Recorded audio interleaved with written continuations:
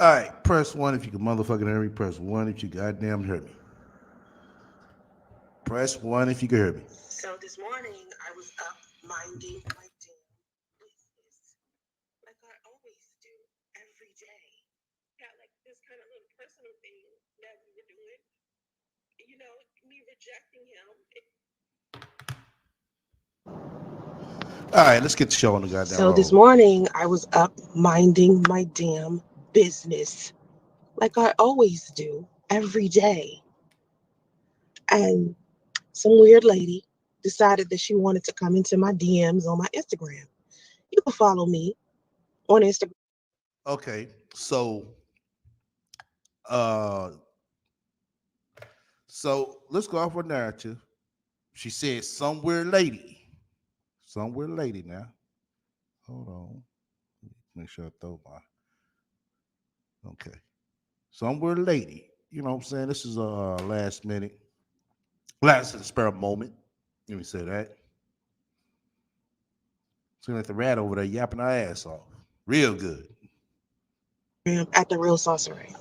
Now, usually drama doesn't pop off unless it has something to do with YouTube, because YouTube is one of the most dramatic places I have ever been on.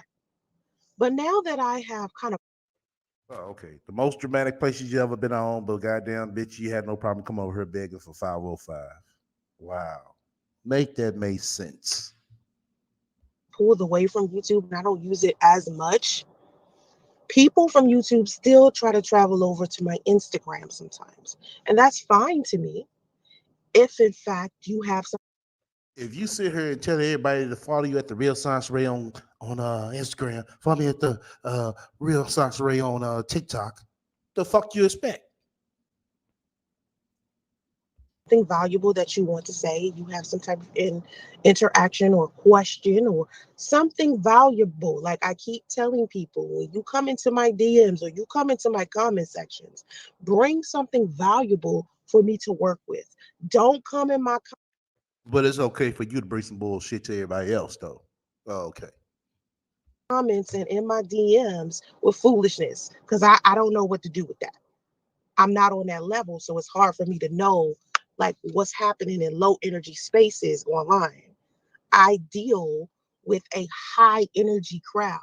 All we talk about is business, money, how to improve people's lives, motivate people. We talk about business and entrepreneurship all the time. So when people come into my live chats or my comment sections on my videos, whether it's on YouTube, TikTok, Instagram, it doesn't matter where it is. If you come in my DMs or send me a Facebook message, whatever it is, always be there to say something positive or to ask me a question or to tell me what can I do for you. I'm here to.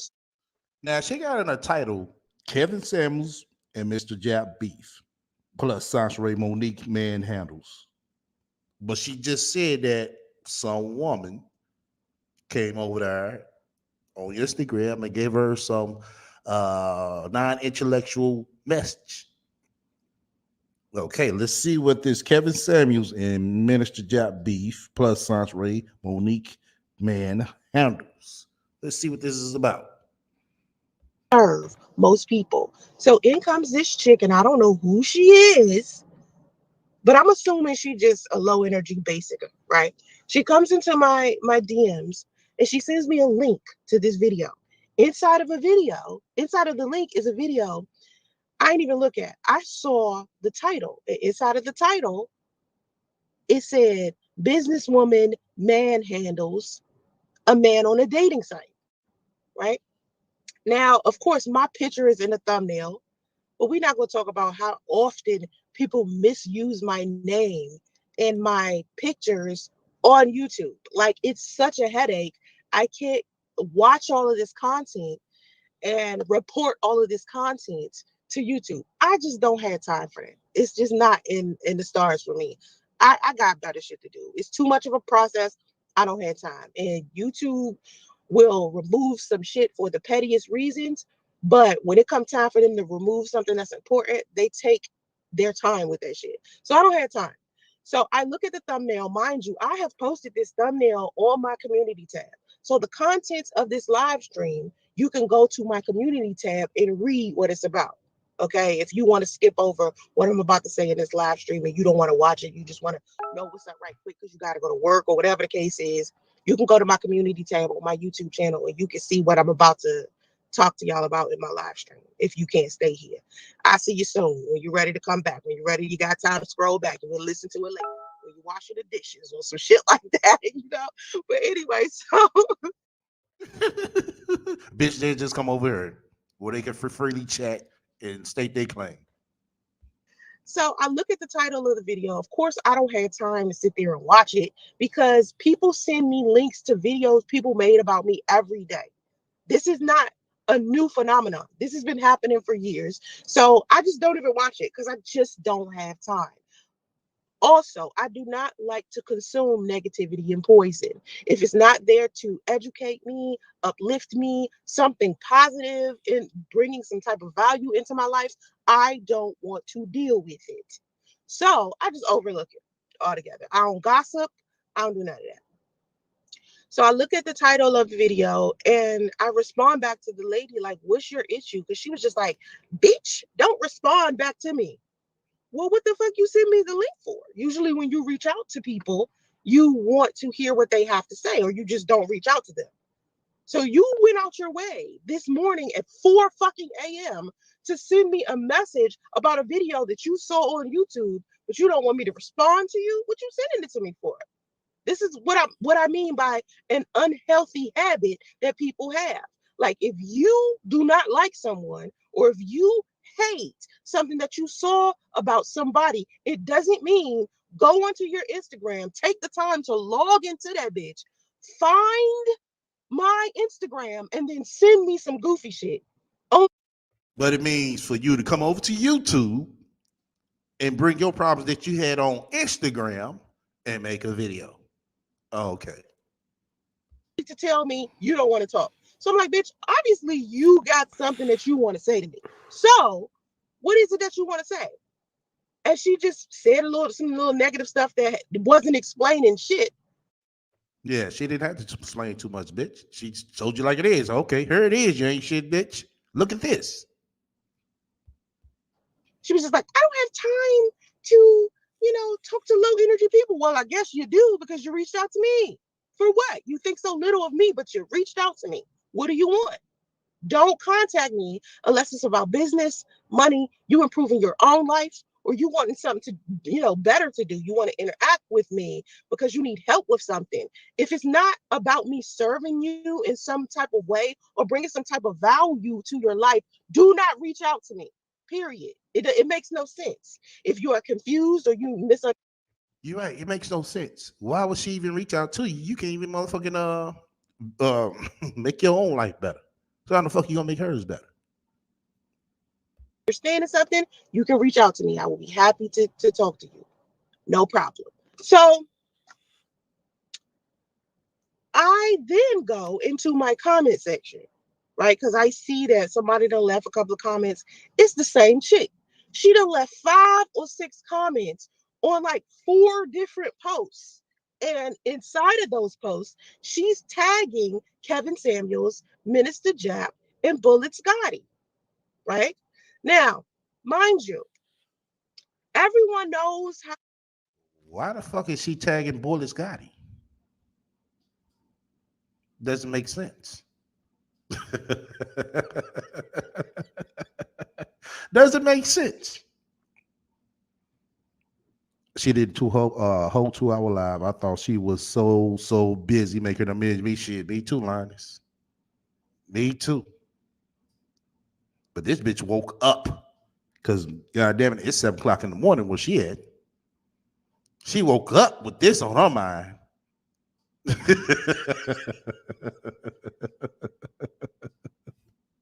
I feel about Kevin Samuels and what I think about Kevin Samuels. Okay. Kevin Samuels and I do not know each other personally, but for some reason, a lot of men think we do. And I have like some big issue with him. I do not know this man. I only can formulate my opinion about Kevin Samuels from what I've seen about him. what I've seen on TikTok, what I've seen on YouTube. I cannot formulate a solid opinion about Kevin Samuels until I build a friendship with him. I can only express my opinion about what I've seen. So, from what I've seen, my biggest concern is his audience, his male audience has no issue with harassing women online. Okay, you have no problem with harassing people online, men and motherfucking women. We know this for a fact. When a video isn't even about Kevin Samuels, one of Kevin Samuels' audience members wants to come into the comment section and talk about Kevin Samuels, even if the video has nothing to do with relationships, nothing to do with anything that they're talking about in their comment. They do that to women all day, every day. And it's like nerve wracking. So a lot of women hate that. I hate that it happens to me. I do not like that men keep coming in my comment section talking to me about Kevin Samuels. And I for damn sure don't like the fact that I was a dating coach for like 10 years and I never seen so many people put on a cape and defend me the way that they do this man. This feminine man. They complain about women being so masculine, yet they follow behind this man who is extremely feminine. Now, I don't care if he's homosexual. I have no problem with that. You understand? I'm a bisexual woman. I have gotten onto YouTube and said this before. I'm part of the LGBT community. I have no issue with the man being homosexual. However, I do have an issue with men having beards or men pretending that they aren't homosexual when they are. I don't like that shit. Be yourself. Also, I don't like the fact that a homosexual person feels like they can give relationship advice to people who are heterosexual. It's like I'm bisexual, right? I can give a bisexual person relationship advice. All right. I can talk about things that I can relate to or that I have experienced. But what I see about Hold the fuck up. Hold the fuck up. I was trying to warm me up something to eat right quick, and I heard this shit. It's like, really, bitch? See, that's what I tell you. It's okay for her to do it, but anybody else do? Oh my god, hold up. You're gay. How can you give somebody relationship advice? Well, sounds right. You're bisexual. I can do that, dummy. What makes you even motherfucking more better? Didn't I tell y'all this bitch thinks she's better than everybody else when she ain't shit?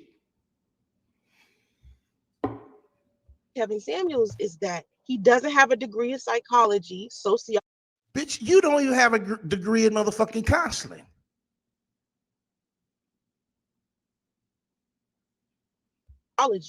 nothing that has to do with the way human beings operate. He doesn't have any type of certification as a relationship coach or a life coach or anything like that. But men You don't have no motherfucking certification in being a motherfucking life coach. You don't have a certification in being shit. You just certified a ain't shit bitch. That's a fact. follow behind him with so much ease. But let a woman with degrees or a certification to be a life coach or to be a relationship coach or actually went to, did what she needed to do in order to become a therapist or something like that so she can help men. Y'all do not support that. I did that for y'all. I You did that. Oh, okay. So this bitch trying to this bitch is claiming she did all this shit for everybody. Bitch, you ain't did shit but bring some bullshit and cause more shit. That's all the fuck you ever the motherfucking did on motherfucking any platform. This is proven, bitch. We just ain't saying shit to sound good either. went and tried to figure out what I needed to learn about men in general so that I can help men. Oh, okay. So you went to see what you could do to help to see what you could do to help with men. What was that, Sasha Ray? Keep going to Momos and getting, you know what I'm saying, ran through. That's the only thing we seen you do to go help a motherfucking man. Oh, I forgot. You came on her and you collab with other people. Yeah, I was talking about relationship advice. That's what you was doing, Science Ray. Oh, okay. with their relationships. I helped a lot of men with relationships. Okay. But what ended up happening on YouTube is that a lot of Dusties who have all of this hatred for women decided that they wanted to take that shit out on me.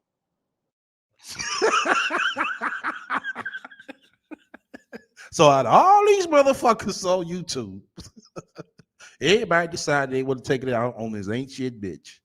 Wow. Really?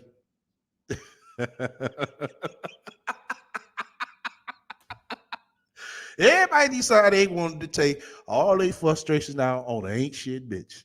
Wow. And that's why I decided, after being a relationship coach for men for 10 plus years, I decided to start giving relationship advice to women. Oh, okay. So what men have you helped? You still haven't brought these motherfuckers forward.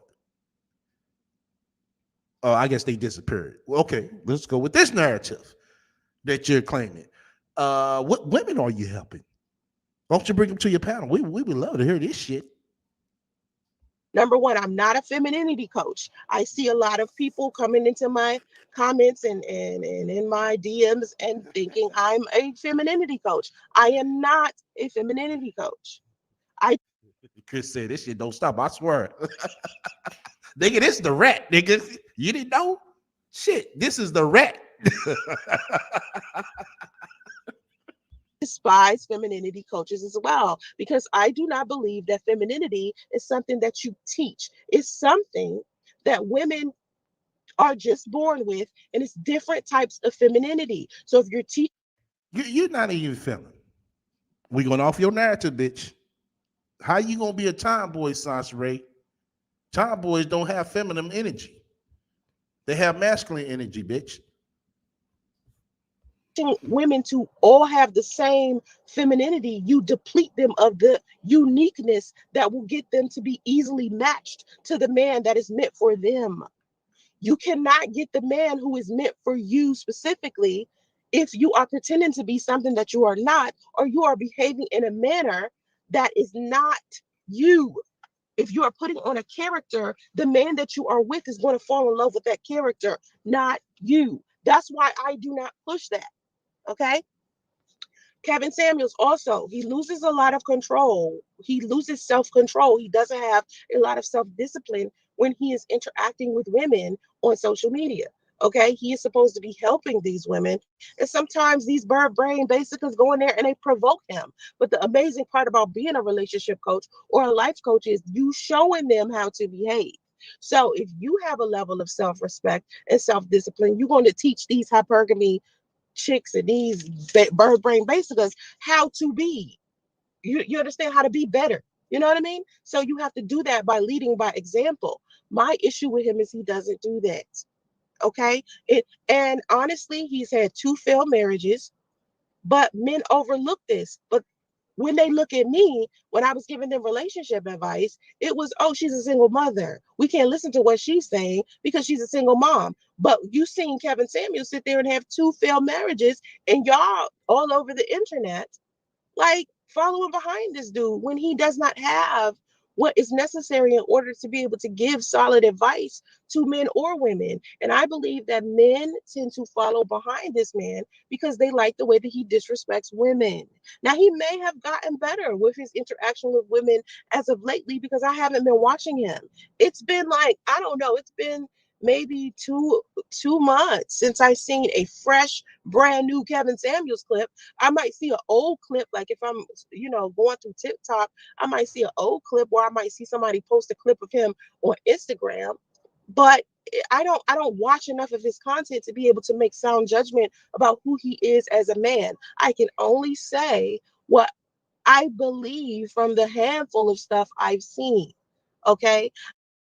Oh, okay. Now, I was listening to this. I caught some of it. She called these chicks basicas that be over there on Instagram talking to Kevin Samuels. Sansa Ray, I wouldn't call them chicks basicas because when they cam up Sansa Ray, let me repeat myself, when they cam up Sansa Ray, Most of them chicks look like they got something going on for themselves. They look like they got their own house. Some of them are in relationships. Look like they got their shit together. They just, you know what I'm saying, curious on what it takes. What would it take, you know what I'm saying, to get a good guy? What's wrong with that? But everybody supposed to come to Sansa Ray and ask her for advice instead of Kevin Samuels. You say he has 2 failed marriages. But bitch, you had 8 failed engagements. Who the fuck you think they would get advice from first? A motherfucker with 2 marriages? Or a motherfucker with 8 failed engagements that can't even fucking start? Now make that make sense.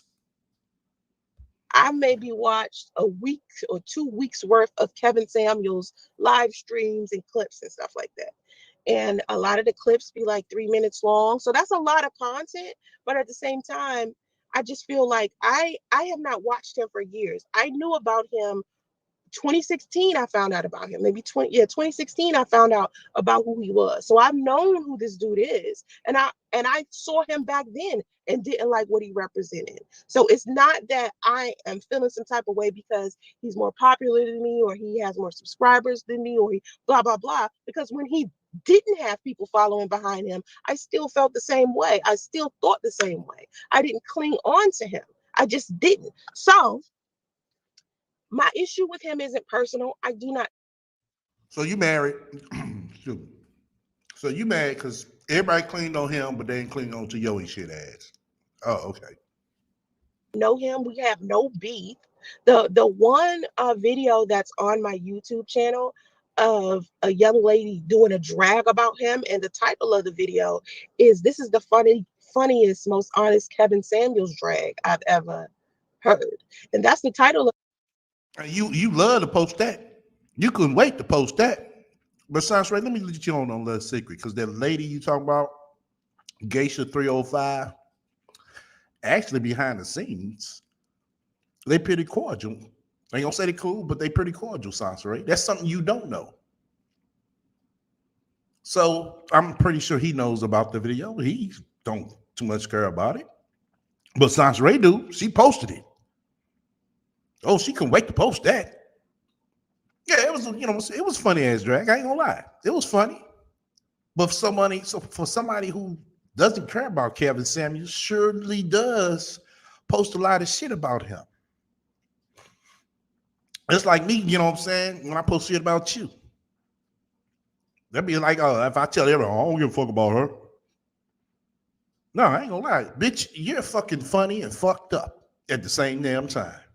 You're a laughing learning. I'm a laughing lesson and a learning lesson, bitch. You really are. the video, but that's not me.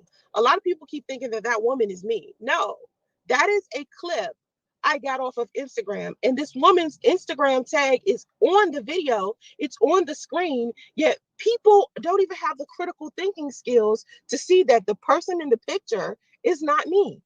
Like all you have to do is look at her and listen to her voice. We don't have the same voice. So they come into the comments section of that video and they start his audience get in on me as if I'm that woman. Now I agree with that woman. That woman's funny as hell. Yeah, I know. She is funny as hell. Like I said, behind the scenes, Sansa Ray, they are pretty cordial with each other. It's a funny ass drag, but it's for entertainment purposes. When I speak about Kevin Samuels, I speak on a more serious level. And it's because I'm taking seriously how he affects these young women. It's important. Oh, so you concerned about how he affects these young women, but you just call these bitches basicas. So how could you be so concerned about them and you calling them basicas and bird brains? Make that make sense. How can you care about somebody who you claim you care about, but you're sitting here calling them bird brains and basicas?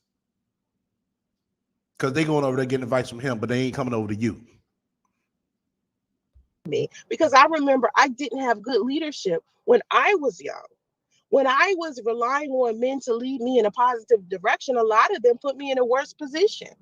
Okay. Now I've been around some good men. Some good men have taught me a lot about business, a lot about money. A lot of them have donated. A lot of them have taken care of my son. A lot of them have been pretty decent people. So I talk about them too. But men overlook that. They don't see when I'm talking about good men. The dusties are loud. When the dusties come in my comment sections on my live streams, I know it's a dusty because they're always butt hurt about what I'm saying. But no good man is going to be butt hurt about what I'm saying because what I'm saying negatively does not apply to him. He would not do the things that I'm saying dusties do. So a good man is not going to be in my comment section saying some ridiculous shit like you bash all men or something negative like that because I don't bash all men. There are good men out there, there are bad men out there. There are exceptional men out there. And what I try to do when I'm giving relationship advice to women now is to encourage them to be better for men. How can you encourage them to be better for men? You bitch, you can't even hold a goddamn relationship your damn self. We have yet to hear a nigga say, "Oh, I was with Sasha Ray for 2 years." We have yet to hear a nigga say, I've been with Sasha Ray for a year." The minimum of an average good relationship, bitch. You can't even make it. You can't even make it past the damn 90-day motherfucking growth probationary period, bitch. So how the fuck are you sitting on here and giving everybody motherfucking relationship advice? You ain't gonna explain that shit. No, she ain't gonna explain that shit, y'all. You ain't the only one. Veronica, you ain't the only one. Because this bitch she ain't making no goddamn sense at all. Right. Telling her daughter about her swinging the escapades was okay though. Exactly. But she trying to help women though. No, she trying to help women down there. She trying to help women.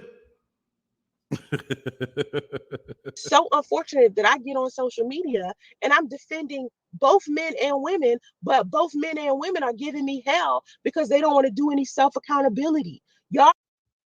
Nobody wants to do no self accountability. Says the same motherfucking bitch who faked her fucking death, came back and didn't want to motherfucking say shit about it. She just want to tell the story her way.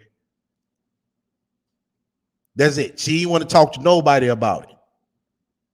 She just want to come on her and throw out this narrative like, oh, it wasn't my fault. It was the troll's fault. Oh, okay.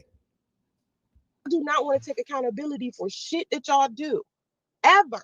It's just like you have to look at yourself to see what's going on with you in order for you to be able to fix it so you can be in a better, healthier relationship. It takes you fixing you, whether it's your standards, your boundaries, and it doesn't matter whether you male or female, you deserve to have standards and boundaries. So a lot of times, like yesterday, for the past yesterday, the day before that, I was sitting on, I think it's what is it? YBF. It was some account, YBF, some account, okay, where this guy was basically saying that women who are business women and are financially stable still shouldn't have to pay for anything inside of a marriage or relationship. I disagree with that wholeheartedly. So I was sitting inside of that comment section getting torn up by women because I'm out here defending men saying, listen, there are a lot of good working class men. There are a lot of good working class, middle class men that you can be in a relationship with, but you are selfish. This bitch think defending women and men is by coming online stating her fucking claim. That's defending women and men, Sasha Ray. No, that's not defending women and men. When you defend women and men, Sasha Ray, you are actually out on the fucking grounds with signs. You know? And we have yet to see your ass do some shit like that. But leave it up to you. You come online. That's where you're defending women and men at. That's where you become this relationship constantly at when you come online. Oh, okay. I get it.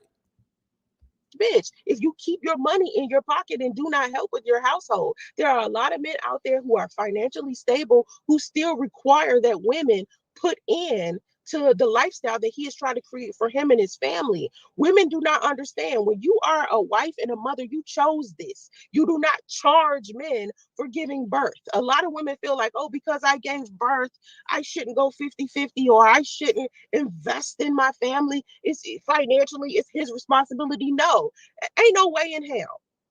Ain't no way in hell. Because for me, it's like, I'm my son's mother. I don't care how much child support my son's father pays. I am always going to invest in my son's lifestyle, period. So that means You're always going to invest in your son's lifestyle. Wow. So, excuse me, y'all. I got to speak. Excuse me. So, excuse me. Shit. So, you always going to invest in your son's lifestyle. So that explains why we sitting here with that motherfucking dried up ass head, while we always sitting with that motherfucking nasty ass mouth, like he just ate something. Why he always got on the motherfucking same small ass, tight ass clothes on. Oh, okay. So you're investing in your son's lifestyle. Only thing we have seen you investing in, bitch, is some new wigs. That's all. That's the only thing that we seen. That's the only thing that we seen. And a Scooby Doo T-shirt. That's it. That's the only two new things we saw. if me and my husband, or if me and my son's father was living together, let's say he and I was living together and we had a household and it was just me, Priest, and Justice. Okay. If Priest said to me, I want to pay the mortgage, I would have been like, cool, I'll do the utilities, I'll pay the car notes, I'll do something that creates a healthier environment for my son. I'm not just going to let my husband or my boyfriend sit there and handle everything. Exactly, Shell. This woman is straight up bogus. If a man says he doesn't want his woman to pay bills, that's business. Who is contrary to the they man's desires? Exactly. It's whatever, you know what I'm saying, that couple agree upon. Some couples be like, hey, babe, look, you pay the insurance, I carry the rest of everything. Okay. Some be like, oh, let's go 50. You know what I'm saying? Or some be like, shit, whoever bill come in, whoever got it, pay it. You know what I'm saying? Put the remainder over here in the savings account. So we go on a motherfucking a vacation. That's teamwork, no matter which way it goes. 50-50, shit, you pay this, I pay this. Let's put it into this pot right here. That's teamwork, science, right? No matter what, no matter how it gets done, it gets done. That's what couples do. On his own while I keep all of this money that I'm making in my damn pockets. That's Good one, Linus. Good one, Linus. Shout out to you for that one. So no Damo, her priest and justice? Exactly. So what the fuck Damo gonna stay at Science Ray? In the basement? selfish. And you lack moral character when you do something like that. People think because you have money, it must mean that you have a good character. No, you just have financial literacy. The problem with Kevin Samuels is he is teaching men and women too, that women who are financially stable or women who are business women will not make good partners because we're not submissive, because we're not blah blah blah blah blah. This goes back to No. See, that's where you got it all fucking wrong yet, bitch. That's where you got it all wrong. That man cams up with other women that come on this panel and they cam up and he asked them, okay, what are we gonna talk about? I listen to him, probably like once every week or two. And it's very interesting because you got a lot of single women out here that's very curious on what it takes to, get an average dude, a good dude, or a high value dude, either one or two, what they looking for. Not all of them say a high value dude because most of them are in tune with reality, science, Ray, that most black guys don't make six figures. They just want a good partner. There's nothing wrong with them asking another man, hey, what do you think I could do to be able to pull in a good partner? Hold on, my mic pop, y'all. My mic pop, y'all. Hold on. Most of them ask them, what can I do to be able to pull in a good partner? There's nothing wrong with that. Like I said, I would rather ask a man who's been through 2 marriages versus a motherfucking bitch who been through 8 failed engagements. Bitch, you haven't even started. So make that make sense. The name of this video that this young lady on Instagram sent me that was supposedly about me, where this man is saying businesswoman manhandles a man on a dating site. Basically, it's Exactly, positive minds. So how much did she help out with Damo Dad when she was shacking up with him? I'm willing to bet that he told her ass all she had to do was pay one motherfucking bill. I'm willing to bet that. I know he did. I know he did. And that bitch couldn't even pay that. side of the description. It was saying this is why you don't date business women who are financially stable, because they manhandle you. My thing is this. My thing is this. Not all business women or women who are financially stable act the same. We are not monolithic. So even if I was guilty of the crap that this clown is saying inside of this video about me, even if I was guilty of it, even if it was true, that doesn't mean every single woman out there who is a business owner or is wealthy would behave in such a manner. Just because a woman has money or is financially stable or runs a business doesn't mean she's masculine, or she's not going to be uh, submissive inside of a relationship, or she's not going to love you or respect you or your leadership. That's not how that goes at all. Women respect men who have purpose. Where are you going in life? Would you lead her somewhere positive? Where are you going? A lot of men expect to women to allow them to lead, but they lead women into poverty. When you are dealing with a woman who has her finances in order, who is a businesswoman, a lot of time we think logically we might apply what we did to our business to our relationship. So if I'm going to get into a legal contract with a man, let's say I'm going to marry him, that's a legal contract right there. We're going to be business partners. So I need to figure out who you are as a man. I need to figure out what you're going to do, where you going, where are your finances, what your credit score is like. Do you own any homes? Do you have any stocks? Do you even know how to read a candlestick chart? What about your life insurance? Do you have a 401k plan? These are things that I'm going to want to know. Do you have a living trust? What's going on with you? Because if we're going to sit here, we're going to have a legal contract, even if we're going to sit here and we're going to have kids together. These are things that I need to know. I'm not going to just Says the same chick that came on her lying about she was married to a man who was already fucking married. Wow. Make that make sense. Says the same bitch that came on YouTube talking about she was married to a man who was already married. Make that make sense. You didn't ask him all that shit. You knew he didn't have all that shit. You knew he had some motherfucking insurance from his job. That's just about it. He couldn't put your ass on it because his wife was already on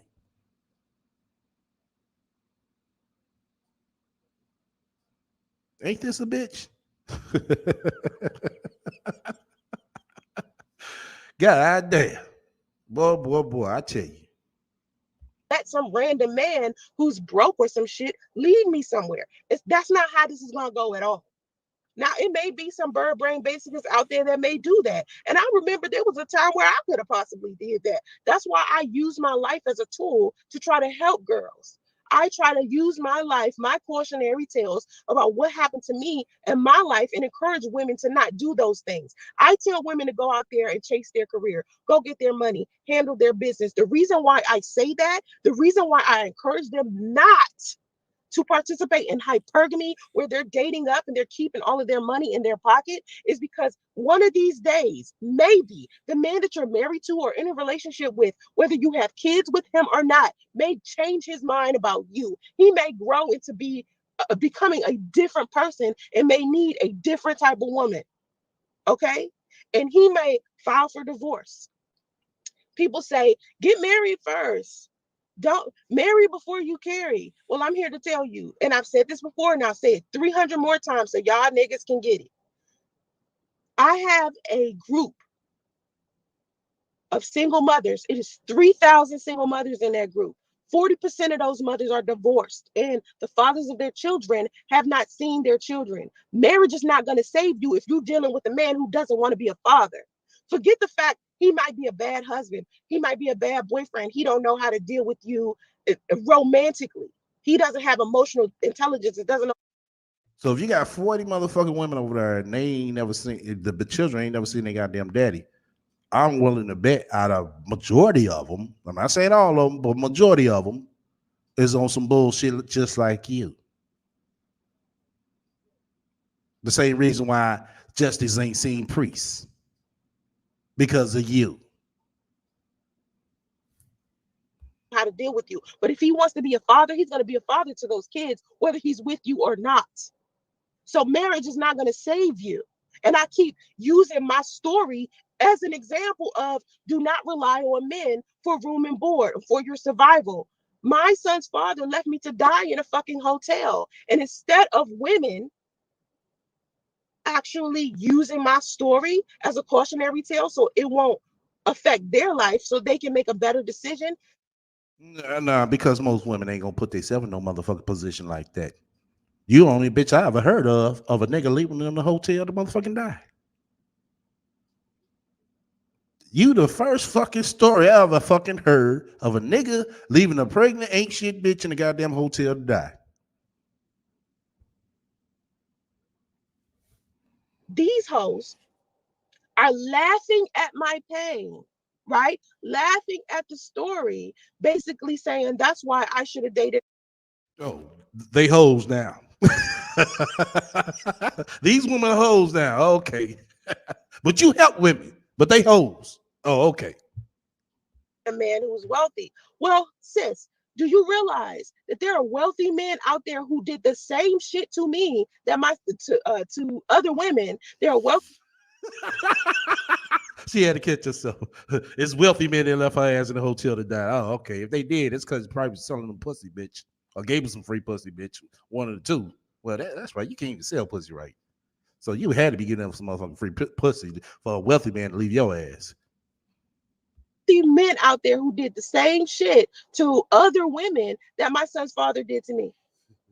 It is men out there who are financially stable yet still won't take care of their kids. Yeah, you know why? Because he has a screwed up character.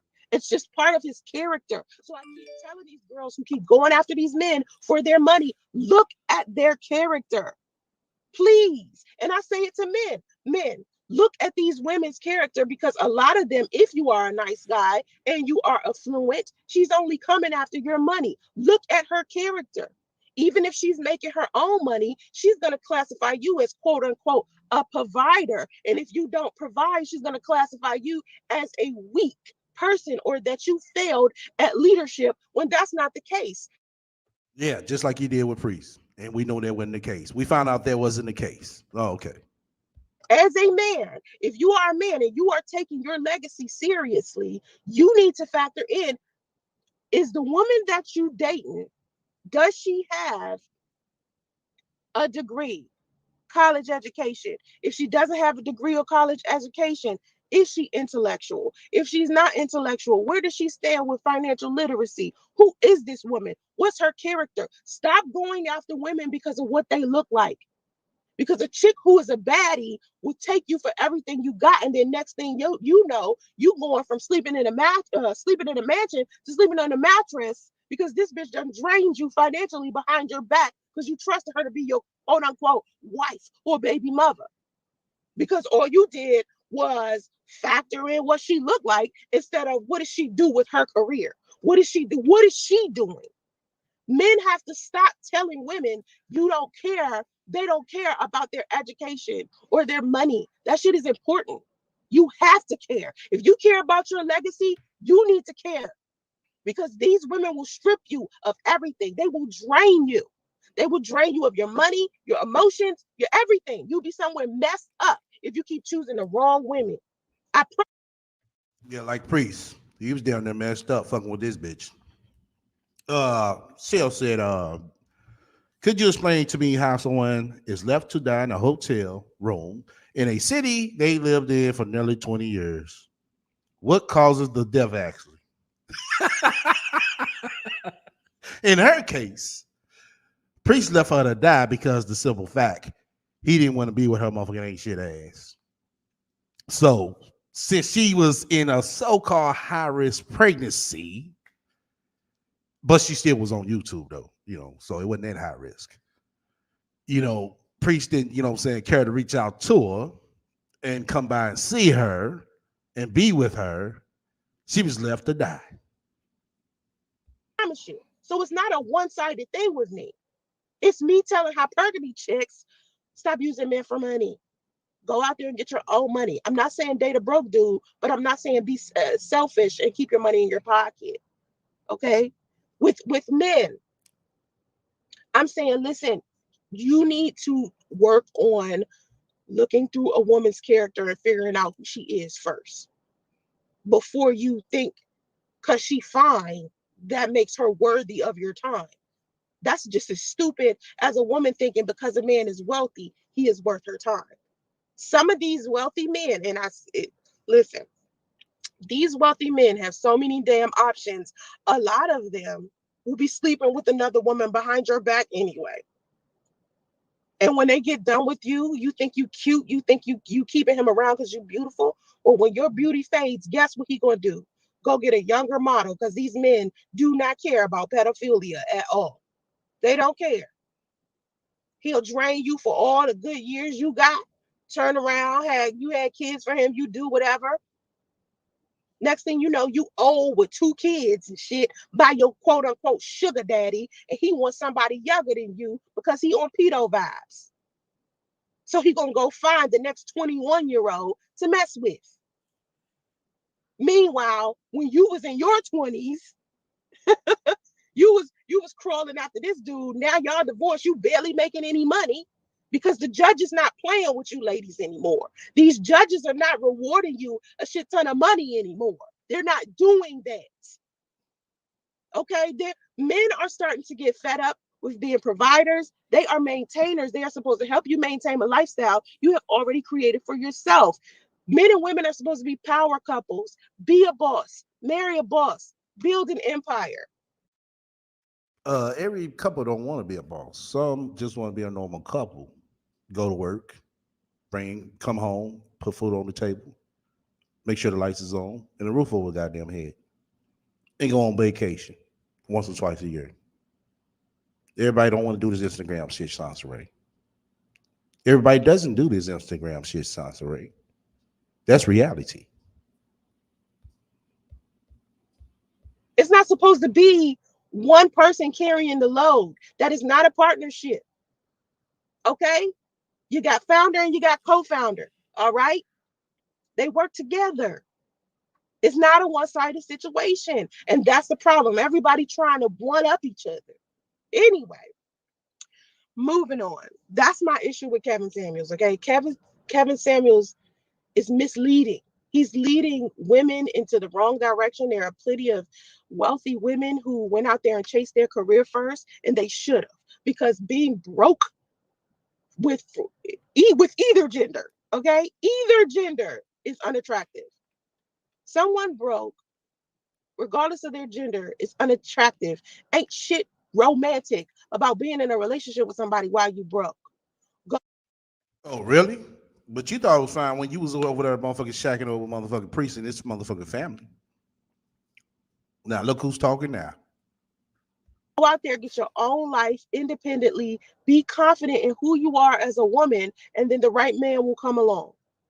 But going out here just looking for a man to be your husband while you just lay around and be a quote unquote lady of leisure and don't do anything with your time, expecting him to hire chefs and nannies Just like you did with priests. Oh, okay.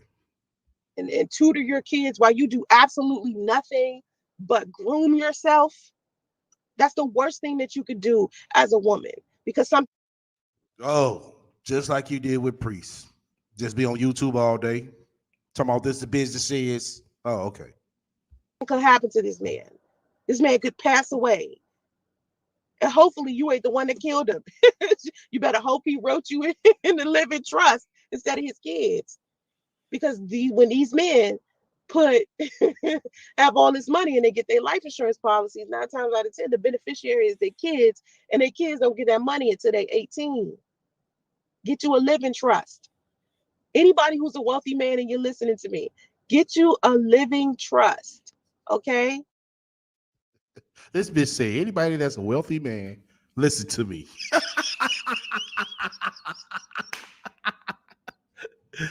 Oh man, what wealthy person does listen to a motherfucking bitch who don't even show a motherfucking face, who's sitting always sitting in the goddamn car? What wealthy man is over there listening to this bitch?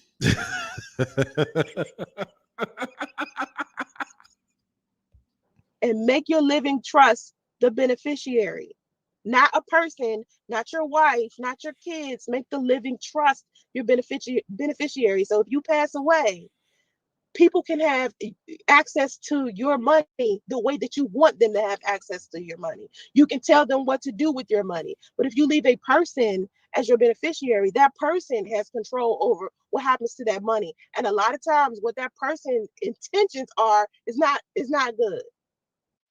Okay, but anyway, if this bitch was to motherfucking die right motherfucking now, Damo will have to come to YouTube and beg for $5,005 motherfucking dollars just to put this bitch in the goddamn box. Now, bitch, say I'm alive. So get a living trust. Anyway, moving on. Moving on. So, Minister Jack. So the girl, so let me rewind for those of you who missed the whole story. This morning I woke up. It was 4 a.m. I get up at 4 a.m. every day. I meditate. I'm Buddhist. I go out here and I start working 4 a.m. That's what bosses do. If you don't know how to be a boss, wake up at 4 a.m. and figure it out. Okay. All right. Because that's what we doing. Okay. No boss is Okay, I guess she's finna go on Minister Jap. Welcome to the room, Jap. Y'all over there following Minister Jap. Y'all go check him out. Minister Jap. What is it, Minister Jap Live? Y'all go check him out. Excuse me, if y'all haven't already. But I guess she's finna get on Jap now. Listen to what she got to say again for the 80th million time. Let's see if she gonna remix the story up again. laying around. I promise you. Like by this time, all of us are up, especially if we're in California because the East Coast is 3 hours ahead of us. So if we got business to handle or we got to look at the stock market or something, we got to be up early. All right. So anyway, this morning I got up. This woman comes into my Instagram. She leaves me a link to a video. Inside of the video is me in the thumbnail, and the name of the video is "Businesswoman Manhandles Man on a Dating Site." I put the picture of the thumbnail in my community tab. If you don't want to listen to the rest of the live stream, you can go look at what I'm about to say because it's over there. Okay. It's on my community tab. But she didn't want to talk inside of my DM. She reached out to me, but she was like, bitch, you pathetic. You this. I was like, you don't have anything valuable you can bring to me? Like something that I can actually, so we can have some type of dialogue? Because this is not it, sis. This ain't it. Like I don't entertain no low energy conversations. Like there's no point. If you don't know how to communicate like an adult, what the fuck we talking for? Why you reach out to me? That makes no sense. If we both grown and you're an intellectual person and I'm an intellectual person, let's talk like it. But calling me names and talking about stuff that don't have nothing to do with why you reached out to me doesn't make sense.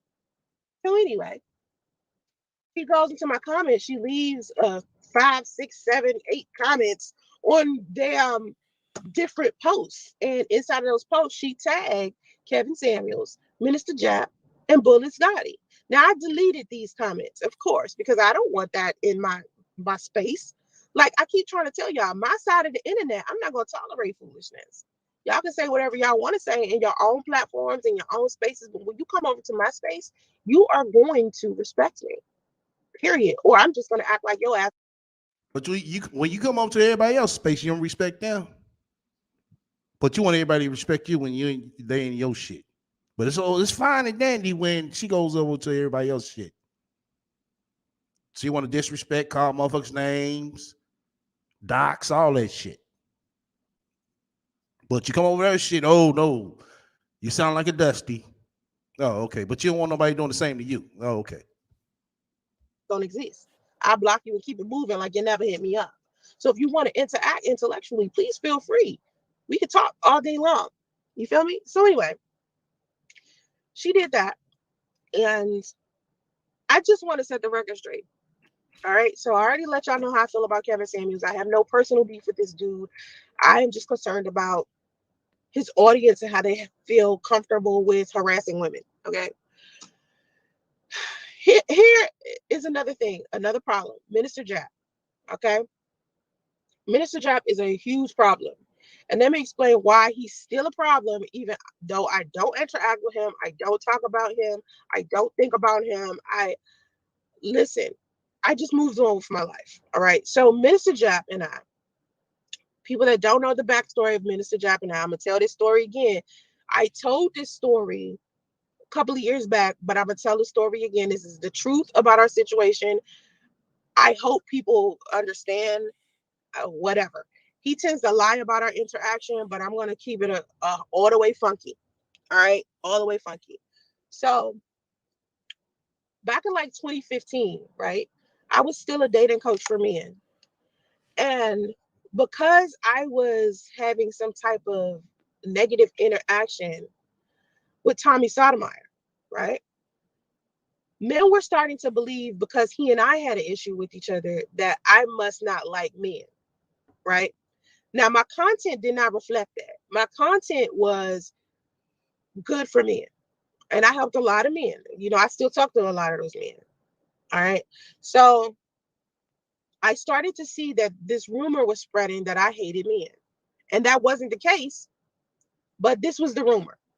So I decided that I was going to do collaborations with any male content creator or YouTube I could find that I appreciated his content and maybe he was giving positive advice to women. I also wanted to reach out to male content creators who didn't have such a huge following as my own. Okay. Mine was big at the time. I think I was like 30,000 subscribers in, maybe 20,000, something like that. It was over 10,000. And so I was reaching out to content creators who had under 10,000 subscribers because I wanted to help them gain more, you know, to just to benefit off of my audience. All right.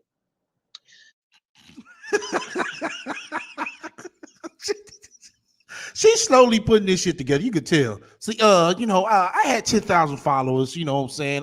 No, it was over 10,000 followers. And I just wanted to reach out and do a good deed to somebody who had under 10,000 followers, so they could be a benefit for me. Who the fuck benefit from this ain't shit bitch? Who? Who's benefiting from this ain't shit bitch? So I just happened to be searching the internet and I found, well, just YouTube, and I found Minister Job. And at that time, his channel was empty. It wasn't like a lot of videos up there, and it wasn't videos up there of him disrespecting women. That just wasn't up there. If I saw that then, I would have just skipped over him and kept moving. He didn't have that type of stuff up there. All right. So I reached out to him and I asked him, did he want to do a collaboration? He was not the only man that I did that to. I did that to a bunch of different content creators. Okay. And some of them we collaborated on like graphic design work, or we collaborated on other platforms, or some type of business that they were doing, some type of charity or philanthropy, anything, something. It wasn't just YouTube videos. So, but with Jab, it was YouTube. So I reached out to Jeb and I asked him, did he want to collab? Okay. Now, for some reason, he and I had like this interaction with each other where we liked each other. We were interested in each other. We were sweet on each other. Right.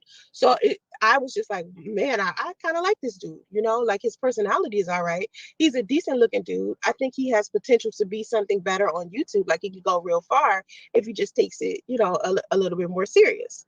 Right. And so I was talking it over with him. Now, mind you, I didn't add him on any social media platform yet, just YouTube. And we got to talking on the phone and we decided to do a couple of videos together. Now we agreed to do maybe three or four, but as we were sitting there talking about the ideas on what we could collab with on our first video, he decided that he wanted to um, talk about my celibacy because most, if you don't know this, I spent most of my adult life celibate. right? Now I've had bouts of promiscuity, right? Because, well, y'all classify it as promiscuity. I classify it as polyamory. And a lot of people believe that polyamory is, like a negative thing, but polyamory is more of a positive thing because usually it has a lot of honesty in it. Okay. People aren't hurting each other. And what I've noticed in a lot of monogamous relationships, a lot of people get inside of these relationships and they're harming one another. They're lying to each other. They're sneaking behind each other's back, sleeping with other people. So my polyamorous relationships, we always just kept it a buck with one another. And if they were sleeping with other people, they would tell me. If I was sleeping with other people, they would know.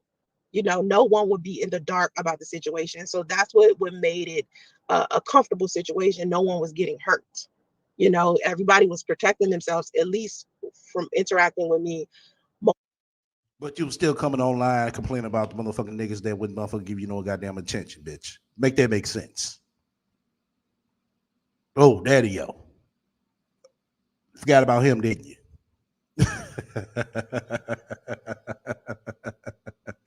Like we didn't see this shit.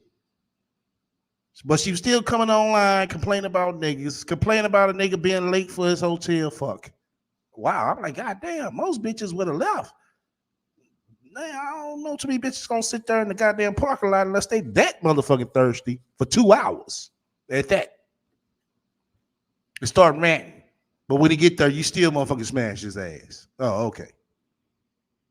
People, most of the men I dated during that time of me being polyamorous wore protection, because you can't be all willy-nilly like that. You really screw yourself up.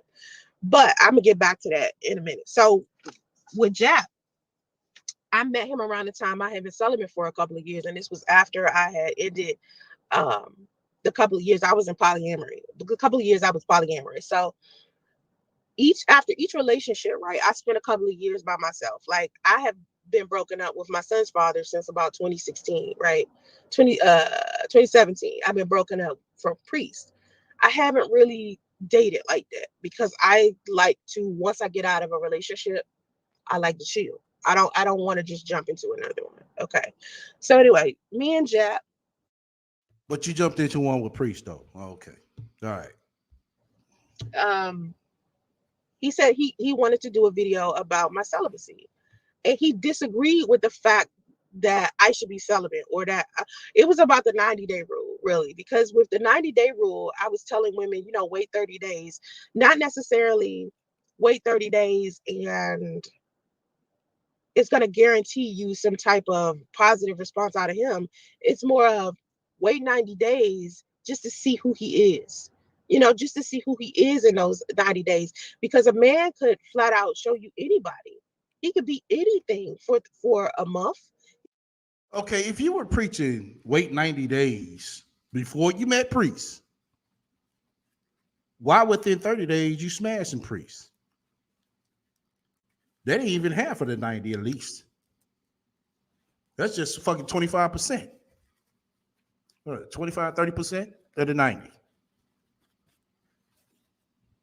He could be anything for shit 3 months. He could be anything for 6 months. That he could pretend to be that towards you. So at least wait a little while first. And so Jack's point was women shouldn't do that. They should just go ahead and give it up on the first night. So because he believed that women should give it up on the first night, and I believe that women should date 30 days, it just made sense to do a collaboration. So after we did the video, right, I put the video up on YouTube. I helped it go viral because I put money into it. You can promote videos on YouTube. I usually buy YouTube and Facebook advertising. So I posted the video up on my YouTube. I posted it up on my Facebook, and Oh, okay. So didn't I tell y'all? Just because she posts your video or she did the Facebook advertisement, I know what she's talking about. Oh, she's an investor in your channel. Because she did it one time. Just because she did it one time. She's an investor in your channel. Oh, okay. I pay for advertising. So the video went viral, right? So I ended up adding Jap on Facebook. Like, he sent me a Facebook request. I don't think he knew I was going to put the video on Facebook. So once he found out that it was on his Facebook, I think he sent me a friend request and we ended up being friends on Facebook. When I became his Facebook friend is when everything changed. I didn't become his Facebook friend until after we did the collaboration, after video. When I looked at his Facebook page, everything that he said was saying on his Facebook page was negative about women. And I said, oh shit, this dude hate women. Now, mind you, I should have known better because he was telling me that he was a big fan of Tommy. He kept saying he loved Tommy Sotomayor, right? He loved this dude. So he was telling me that. I just didn't think that he wanted to also be that type of creator, type of content creator. Like when you think about YouTube, you think about people uniquely being themselves. You don't think about them trying to be like somebody else. So I thought Jab was gonna do like videos that were more fun, more because he has like this big personality. He's like a really funny dude, right? So I was like, he is going to use his channel for something a little bit more lighthearted than that. I didn't think he was gonna go be that dirty. You know what I'm saying? The content that he posts is filthy. I never in a million years would have thought Jab would be that filthy. Honestly, filthy. I didn't know he was like that. I thought he was going to be a little bit more um like receptive to women because he claimed to be like this ladies man, and I was really digging Jab, and he led me to believe that he was really digging me.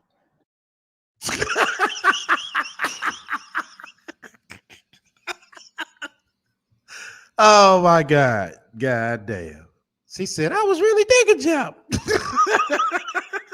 And he let me to think he was digging me. Jap already stated his claim on that one. All right, this is what he led me to believe. Was it true? I don't know. Okay, so we were talking a lot. He had called me while he was out, especially when he was drinking. He used to get drunk as fuck, go to the club and call me. He'd be with other chicks. Jap would be with other chicks, get on the phone and call me and be talking to me. And it was cute, I was like, he's this silly ass guy. But I noticed once we got on Facebook, I started to see something different. So I came to him. I said, listen, I can't keep working with you. Like, we can't collab more if this is the type of content that you're going to be posting, right? If you're going to be posting content that's going to be negative towards women, it makes no sense for me to keep collaborating with you. I said it. I flat out told him. I wasn't like being shady or nothing. I flat out said it to him because I needed him to understand, like, I don't have an issue with communication. Like, communication easy for me.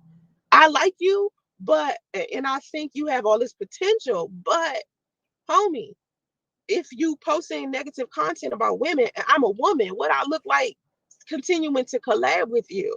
Like, if this is where you going with your content, we can't do this. You know what I mean?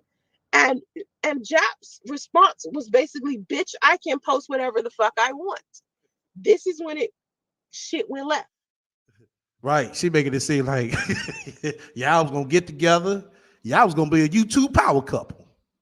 That's what she making it seem like. I hung up and I stopped answering the phone. And he was calling and calling and calling and calling. I mean, I'm talking 40, 60 times a day, leaving text messages, and he did it for like months. He would finally got upset. Okay. So upset with me, he started making videos. So I'm making videos back and forth with this dude because no matter how much I ignore him, no matter where I go, what I'm doing, he's interrupting all of my live streams. I get on a live stream, he comes into it, crashes it. No matter how many times I block him, he creates another profile, crashes the live stream. Does it over and over and over and over again, right? And even if I'm not making So basically, the rat is trying to say that Jap was harassing her and stalking her. And I'm trying to think to myself, well, God damn, who the fuck stalks the rat? videos about the dude, he's still doing it. And I'm just like, oh my God, something is wrong with this dude. Calling me, texting me, leaving voicemail messages. It was just insane. It was insane. Okay. So it got to a point where We going back and forth. So instead of Job like giving me my fucking space and just letting it go, he decides he wants to dig into my personal life. He wants to find any guy that he believes I've dated or anybody that has something negative to say about me, and he wants to interview or befriend them. Anybody he could find, anybody, right? So he's interviewing my ex. He interviewed my ex Lloyd, and I remember when Lloyd, when Minister Jack reached out to Lloyd, Lloyd called me. Hold up. This bitch just said, I told you she was gonna remix this shit up. She just said that, oh, he interviewed anybody who he think I was in a relationship with. Didn't this bitch say she was engaged to motherfucking Lloyd? Didn't this bitch say she was engaged to Lloyd? So if you were engaged to Lloyd, that means you had to be his motherfucking ex. He said, I'm not doing an interview with this dude. Like I feel it unnecessary. And I don't think that this is a good idea. I'm just not gonna do it. This is what Lloyd said to me. Next thing you know, I guess Jap then created some lie to tell this dude. This dude does the interview. And he's basically saying something along the lines that I lied about being pregnant or I lied about a miscarriage or something weird like that. And I'm like, Lloyd, I don't know what you're talking about. Like, you know what the fuck he was talking about. You know what the fuck he was talking about, bitch. We heard the Lloyd interview. you was there when I was pregnant. You was there when I had a miscarriage. So why the fuck are you listening to some dude on the internet that I've never physically met, that he and I ain't never physically met each other, but you and I have known each other for years? That doesn't make any sense. Like, you're listening to a lot of bullshit. So Lloyd was fucked up anyway. He's still a fucked up dude. You know, He a fucked up dude, but you was on her talking about that was your ex fiance. Oh, okay. Oh, okay. But you want everybody to come to you instead of come to St. Kevin Samuels. Oh, okay. Shell said, do you notice whenever people are ignoring Sasha Ray, she always make a video about Tommy, Jap, and Chris to get attention? Yeah, she does. She does. That's why I said she woke up with this bullshit. She woke up with this bullshit in her fucking mind. She basically probably made it post her goddamn self. I wouldn't put it past her. Because out of all this motherfucking time, I don't think nobody would even motherfucking even care to motherfucking give her the attention that she wants. Because they know she's full of shit. They know she ain't shit. he's still fucked up. So I was like, whatever, moving on. But then he found Chris, right? He found Chris Law. So then me and Chris, and this goes back to the whole polyamory thing that I was talking about earlier with Chris, right? Once again, and I hope y'all hear me good one time because I want to, after I talk about this, I'm trying to let this go. You trying to let this go? Bitch, you said that shit 3 years ago. Ain't nobody said shit about this shit. But you. Because after this, I'm trying to let this go. But you the only motherfucker that keep bringing this shit up. We don't bring that shit up about Chris over here.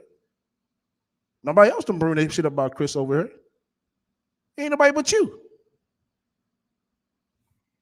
I don't want to deal with this anymore. I hate that people keep reaching out to me about this. Okay. Nobody didn't reach out to you about Chris, so you could have motherfucking easily motherfucking jumped over this shit and said what the fuck you had to say about the title that you put. And you really didn't have too much shit to say about that. Because a motherfucker sent you a DM, and a woman sent you a DM at that. And here it is, you talking about Kevin, waking up talking about Kevin Samuels and Mr. Jap. Beef. Oh, okay. This is something I may have to deal with for a couple more years, but I'm going to talk about this, and this is just going to be it. I don't want to keep talking about it because I talked about it so much before, and it's just like people want to believe what they want to believe. Okay.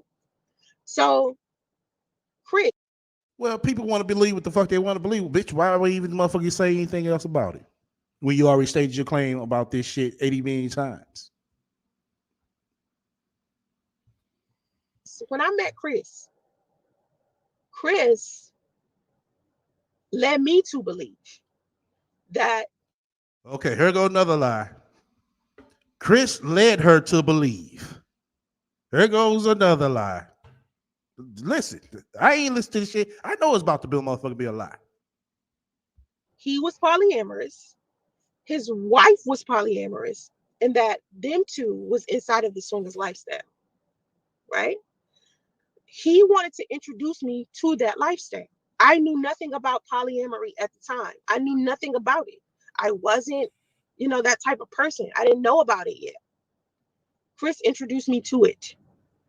So Chris was married, but he led me to believe that Chris, him and his wife were poly. So that's why I felt a little bit more comfortable with doing it. However, I was Oh, you felt a little bit more comfortable in doing it. Oh, really? Really, Sansaray? You felt more comfortable in doing it. Bitch, you knew you wanted the motherfucker. Do what the fuck you mean? Just because listen, let's go off that narrative. If a motherfucker sit here and say some shit like that, oh, okay, I feel so comfortable in doing that too. That means you's a pick me, bitch.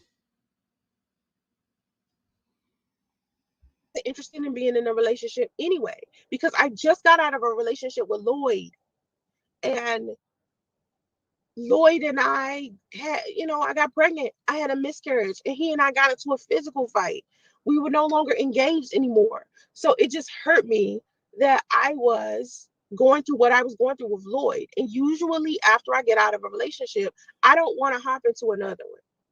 So with Chris, he was not interested in being in a relationship. He couldn't. He couldn't be in a monogamous relationship. He could only be in a poly one. So I started interacting with Chris. Now I met Chris through the Eastern Star Order that Look at her. This bitch is struggling. See, see, I met Chris. She's struggling to put this story together in a way that it fit her bullshit. You ain't shit, bitch. I was attached to. Chris is a Mason. Okay. Well, at least he was, I think, I'm not sure if he was one then. I think he was trying to become one then, and then he ended up, he's one now. But back then, well, you know what? He was. Yeah, he was. He was one then. And so I was introduced to him by one of his Masonic brothers. One of his Masonic brothers and he and I were dating, right? And I ended up finding out that Oh, okay. So you was dating one of his Masonic brothers now. You were dating one of his Masonic brothers. This is what you said, bitch. You were dating. Okay. he was like in a relationship with a woman who was rich, and she was taking care of him, and she was pregnant. So, and I'm not talking about Chris, I'm talking about the guy that introduced me to Chris. Okay. I found that out about him, so I stopped dealing with him because I didn't know that that was his situation, right? I thought he was just a personal trainer who was like single, and he just wanted to like have somebody to chill with sometimes. Because, like I said, I wasn't looking for a relationship. All right. So Well, if you weren't looking for a relationship, Sauce, right? Why in one of your motherfucking videos you sit here talking about you and Chris was dating then? Y'all remember that video she put up? See, that's like I said, I already know the fucking lines was coming. This bitch don't stop, man. Fuck this shit, man. I would have to put a foot up in this bitch ass, man. Seriously. I wanted to be a Eastern Star. He was already a Mason. So he brought me around his Masonic brothers. He introduced me to all of them, not just Chris. Chris was the one that I liked. I liked his personality. He was funny. He was real chill. We meshed very well. Like we were just extremely compatible with each other. Okay, so what happened to the Masonic brother, Sansa Ray? What you just stopped? You stopped dating him? That's what happened.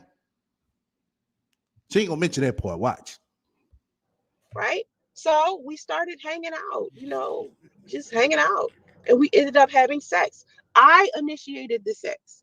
Even though Chris said to me that he wanted to be polyamorous, I was not interested in polyamory, but I did initiate the sex with him. Okay. I knew he was married. Okay. However, I believe that he and his wife were poly. If you know anything about being poly, that means you have multiple partners and everybody knows what's going on. Okay, but you were dating a Masonic brother though. What happened to him? Now, at the same token, right, my ass wanted to have a level of respect for her. You know what I mean? Because I wanted to keep my distance Hold the fuck up. You wouldn't have a respect for a person that don't even fucking know you? It make that make sense. from that. So Chris would come to me and he would talk to me about her. Oh, okay. I guess this part of your relationship constant, huh? Oh, okay. But what could I do other than be his friend and listen? That's all I could do. And then give him like relief from his stress. Because that's all he and I were for. That's all we were doing. We weren't supposed to do more than it. Okay. So we're interacting with each other. Everything is going smooth. Then suddenly it's not. He's getting married because the girl that he was like talking to was a flight attendant. So she was barely around. And he ended up marrying her. He wasn't married to her when we met. She was just his girlfriend, but they were headed down the road. They were about to get married. They were engaged. And so they ended up getting married. And even after they got married, I still was Right, Brady? See, that's where the shit come comical at. And Brady said, how you respecting a wife but you screwing a husband?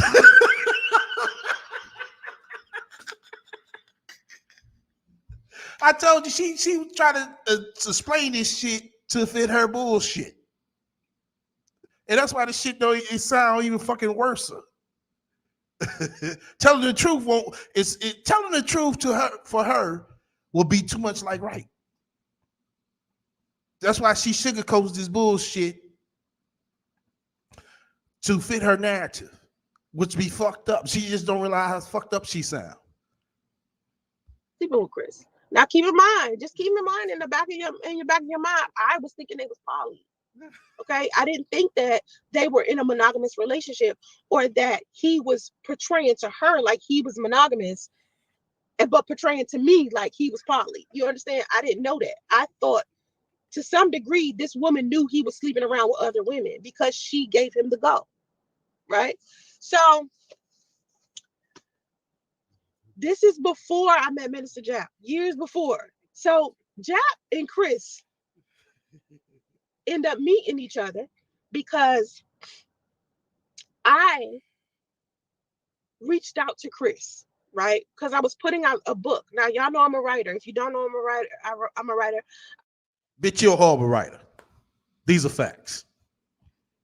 Matter of fact, excuse me. Matter of fact, we still accepting submissions for the contest giveaway for 5005. Submit your best new show name for the next season. You know, like I said, I got one that's still in mind. You know what I'm saying? Submit them in, and you never know. You never know. Y'all want to win that 5005. You know what I'm saying? Submit your best new show name. At the email shown down below. Once again, you fuck with me, hit the likes. If you don't, hit the dislike. Feel free to comment and subscribe. Also, feel free to shut the fuck up, donate to my spiritual fund. Just where you got questions or suggestions. Also, feel free to reach out to me at the email shown down below. All right, let's get back to this ain't shit, bitch. I have a book called On the Opulence. On the Opulence is not my first book. It's just the first book that I put on Amazon. Okay. Before that, I wrote Unicorn Atlanta. Inside of Unicorn Atlanta, it was a story about how I got into the polyamorous lifestyle Oh, so this is your second book, and bitch, you still couldn't get it right. Oh, okay. with Chris. Okay. So I reached out to Chris to ask Chris, did he want a percentage of whatever I was making from the book? Well, bitch, we want our percentage because you call us the Looney Tunes, bitch. We want our cut, bitch. We want our 505 for every time you mention Looney Tunes, bitch. We want our 505, God damn it. I didn't even get a chance to ask him that shit. All I said was hi. Like the first, I just hit up Facebook Messenger. I saw his account. I was like, hi. That's all I put, right? I didn't put, hey, Chris, I want to, see if you want a percentage. I didn't even get to even start the conversation. And he basically disrespected the fuck out of me and basically said, you was a hoe and I treated you as such. Now, last Uh, I'm glad you mentioned that. Keep it. Somebody got engaged with 9 kids. Wow, that's interesting. Yeah, I started to because I did commentary on them before. I'm thinking about saying so. I'm thinking about doing another small segment of this of that situation. Yeah, I just ain't too much. Had time. To look some things over some more. Before I get the getting. But I'm thinking about doing a short commentary on that as well. Because it's very interesting, Don't get me wrong, I'm happy for her, That's what she wants, she deserves, But I just, that's kind of, in these type of days, that's kind of like, wow, very interesting. Yeah, it is. But let's get back to this bitch. time I checked, me and Chris was, cool. Like we had our regular spats that any regular, like, two people who are fucking with each other would have, but it was never like no real, like, solid beef there. You know what I'm saying? And anytime we've gotten into it, Chris, he's actually went out his way to apologize to me. So it wasn't that type of relationship. You know what I'm saying? We were friends more than anything. So if he like blocked me on social media, I had no idea. So before the time I reached out to him to say, Oh, you had no idea. Oh, okay. You had no idea. Wow. You had no idea a person blocked you. Well, if they don't respond back to you, Sanshray, it's 9 times out of 10, you're blocked. hi, if he had me blocked, I had no idea. Right? All I know is I was writing a book called Unicorn Atlanta. I wrote the book and he was in it. So when I reached out to him and I said it to him and he said, you a hoe and I treated you as such, and I didn't even get a chance to tell him about the book, I was like, oh. Because, bitch, he didn't want to hear about the goddamn book. He told you like it was, bitch. What are you reaching out to me for? Shit, you just a hoe I was fucking. The fuck you gonna put me in a book for? Nigga, damn. First of all, we was hoeing together and I never, Okay, once again, what the fuck are you reaching out to me for? ever disrespected you and made you feel like less of a man because of your situation with you and your. Right, Chris. She gonna throw that narrative into the story, this story right here. She want to make it, like I said, she says shit to cover up for her bullshit. But she used to run with that narrative right there. I thought she, excuse me, she was telling everybody that Chris was talking about her all over Atlanta. She run with that when she get around a crowd of people because that'll fit the narrative. But when she want to tell her story, well, I was reaching out to him because I wanted to give him a percentage. Who in the world would, decline a percentage of a book? Hold on, man. My mic popped again. Who in the hell would decline a percentage of a book that I'm trying to put them in? Chris was finna get the bag. Yeah, see? But he called me a hoe. Yeah, that's it. Like I said, it's just, to fill her bullshit up. That's all. Ex-wife, because it did end up divorcing her after. So anyway, um I got upset, right? I get on the YouTube and it's just, it was the perfect storm because I was calling Chris before I was recording the video to promote the book.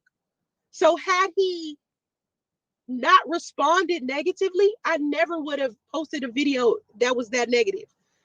I posted the video and I said, listen, ladies, I wrote a book called Unicorn Atlanta, and this nigga Chris basically disrespected the absolute fuck out of me when I reached out to him just to say hello. And I said to women, never ever explore sexual anything for a man, do it for yourself. What happened in my life is cautionary. Don't do that with these type of guys, because they're going to look at you as if you are a hoe, even if they're hoeing with you. These men don't think that they're hoes when they are. They don't consider their negative or bad behavior as hoe shit. They think you the one being out of pocket when they are the ones inside of the relationships. They are the ones inside of the marriages. You the single one. So instead of them changing their behavior or classifying that behavior as bad, they classify a woman's behavior bad, and that she should have a little more self-control than them because women are smarter than them, sharper than them. We have more self-control than them. We're just better people than them, right? Basically. So that's what I was telling women. I was telling them you could buy the Unicorn Atlanta book. Let's hook it up, right? Oh, you suck it up. So you didn't ask for, you know what I'm saying, no pre-orders on that one either, did you? You didn't ask for no pre-orders on that one either, did you? Oh, okay. Put the link out there. Put the book cover out there. Chris comes into my YouTube comment section, mad as fuck that I put a screenshot of the message he sent me calling me on. He upset because I told the world it was him who introduced me to polyamory. He in my comment section mad. Minister Jack finds him and them two start interacting with each other. Next thing you know, they having this long-term bromance with each other. Next thing you know, they Now you hear that shot she just threw? Y'all heard that shot she just threw? But when somebody motherfucker come back at her ass, you know, her people want to come. Oh, y'all shouldn't do that to her. Y'all should leave her alone. Where y'all motherfuckers at when this bitch be doing this shit? Now, seriously though, where these motherfuckers at when this bitch be doing this shit? Where they at? Where they at when this bitch be saying all this shit? Throwing all these motherfucking shots at people. People ain't said shit to her. People ain't fuck with her. Where these people at? But soon as motherfucker clown down in her ass, oh, y'all shouldn't be doing that. Y'all bullying her. I tell you what, since y'all ain't stop this bitch right now, fuck y'all too.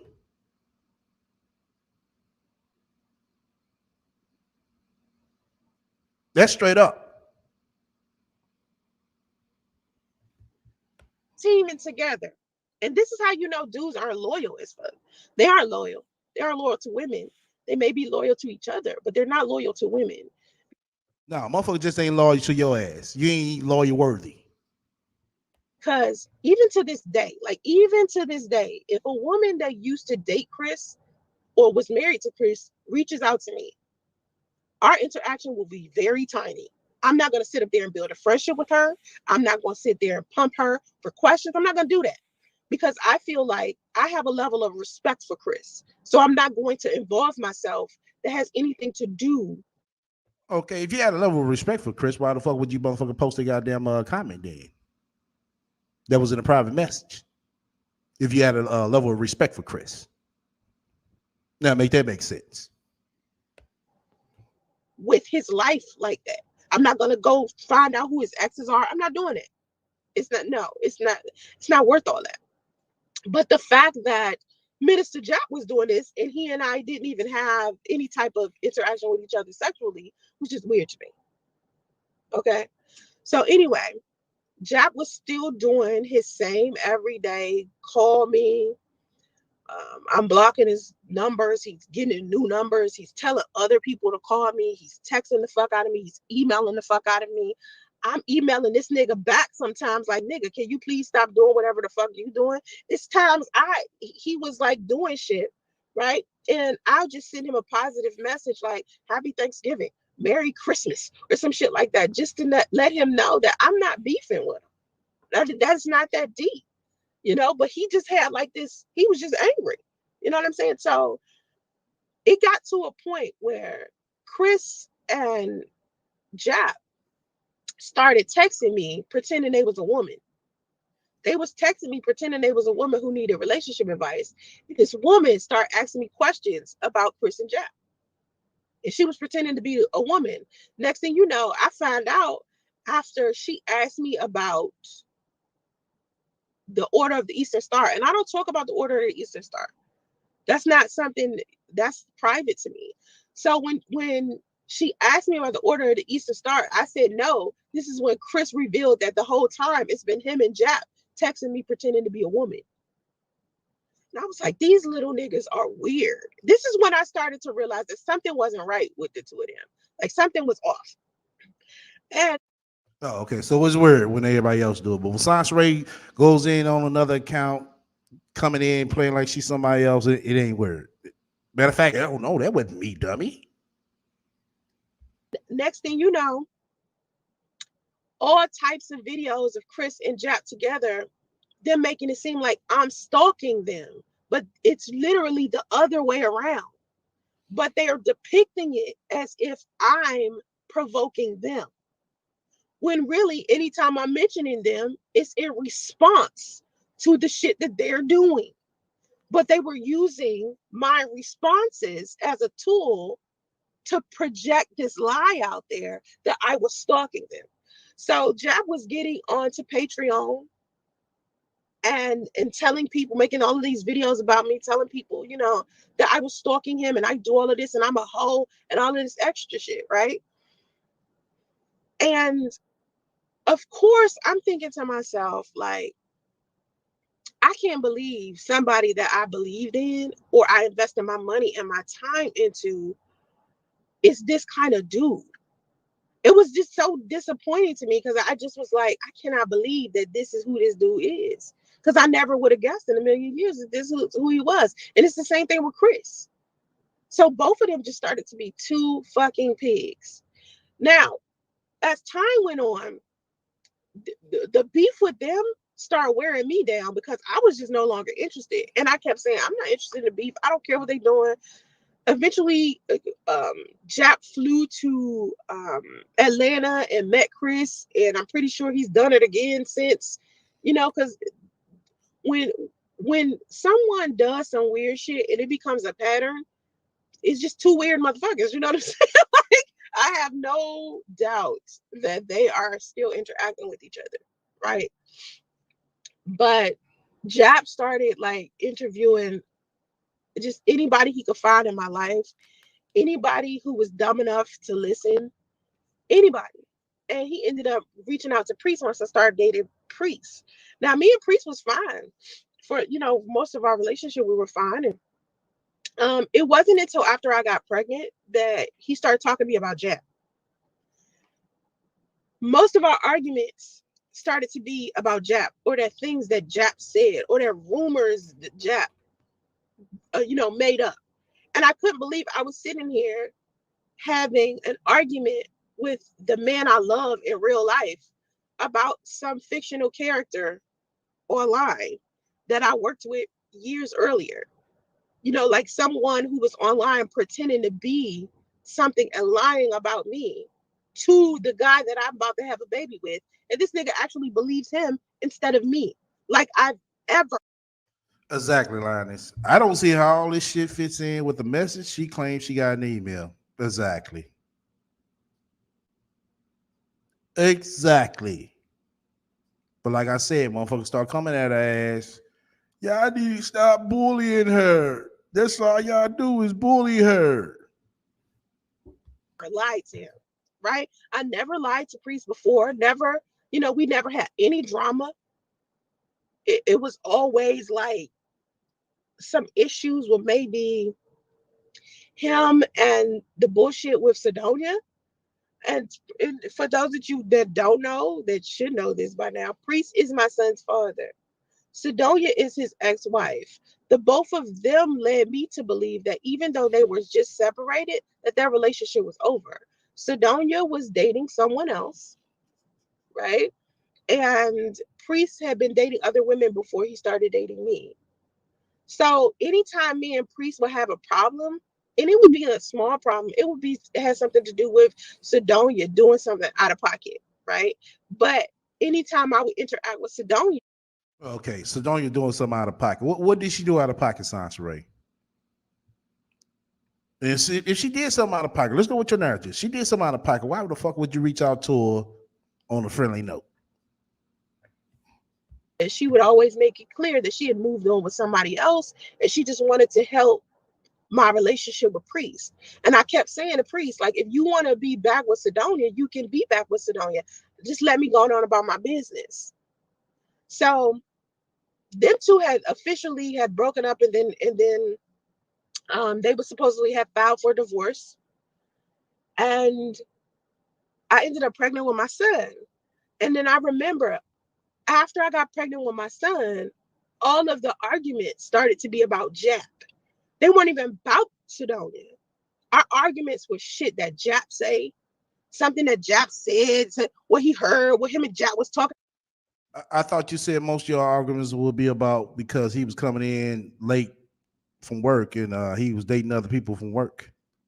I thought you said your arguments would be about because he was talking to another female on his job about you because your motherfucking pussy stank. But now it's about Jap. Oh, okay. And I was confused as to why are you talking to Jap? You know what I mean? So my issue with Jap is more deep rooted than some online internet shit. He affected the way that my son is growing up. And that's a problem for me. And I will never forgive him for the foolishness that he did simply because he was upset that I didn't want to interact with him anymore. And he isn't honest about that. He lies about why he's doing what he's doing. Because I've never been mean to him. I had never been mean to him, before he started acting like crazy. So with Priest, Priest was more important to my life and my son's life than Chris was. Like Chris was just a guy that I had a polyamorous relationship years ago. Priest and I have a kid together. We have a son. And so Jap was messing around with my family. And that's a problem because I never messed around with his family. Regardless of how many people reached out to me about Minister Jap, I never indulged in the shit. Now, ain't this the motherfucking bitch that claimed she reached out to a, what was it? A fucking cousin, brother, some shit? Ain't this the same bitch that tried to do that shit? Or claimed she did it? Because I felt like that's out of pocket. Like whatever's happening online should stay online. So anytime somebody in his family reached out to me or anybody that was like somebody that he went to high school with or some girl that used to date him or something, I left it at that. I didn't interview her. I didn't try to find out who she was, what was going on. I didn't do all that because I felt like that was out of pocket. That's too much. It's okay to have like a little. Right, Soulflower. What's going on with baby Justice Sansaray? He in preschool yet? Is he potty trained yet, Sansaray? Can he talk? Is the big question I want to know, bitch. That's more important than this motherfucking bullshit. Can baby Justice talk? You can go on with this motherfucking 10-year-old story right here, 10-plus-year-old story right here, but bitch, we talking about now. Can baby Justice talk? Spat online, but to go into people's personal lives is just too much. So instead of him saying that about me, he tried to make it seem like I was doing to him the same thing he was doing to me. Now I did ended up finding out his cousin reached out to me, and it hurt me when I found out who his cousin truly was, because his cousin and I were talking and we were really cool, right? I liked him, not in a romantic way, the way that I like Jap or anything, or the way that I was dealing with Chris, but we had a good little rapport. Like we were good friends, like good little, not friends like offline, but like little online friends. And I enjoyed talking to him. And then after we talked to each other for about a month and a half, he revealed that he was Jap's cousin. And I was like, the fuck?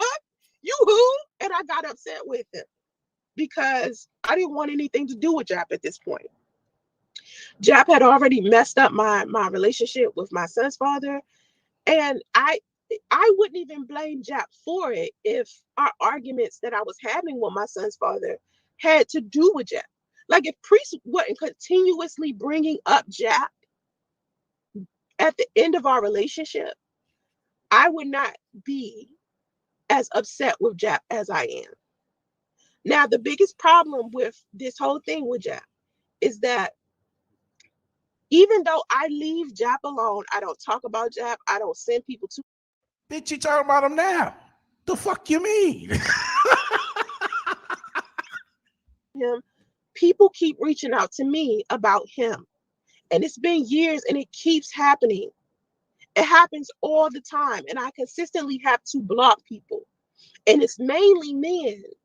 Because for some reason, these men are under the impression that I go around stalking Jap or that I got this big beef with Jap and what Jap said about me is true.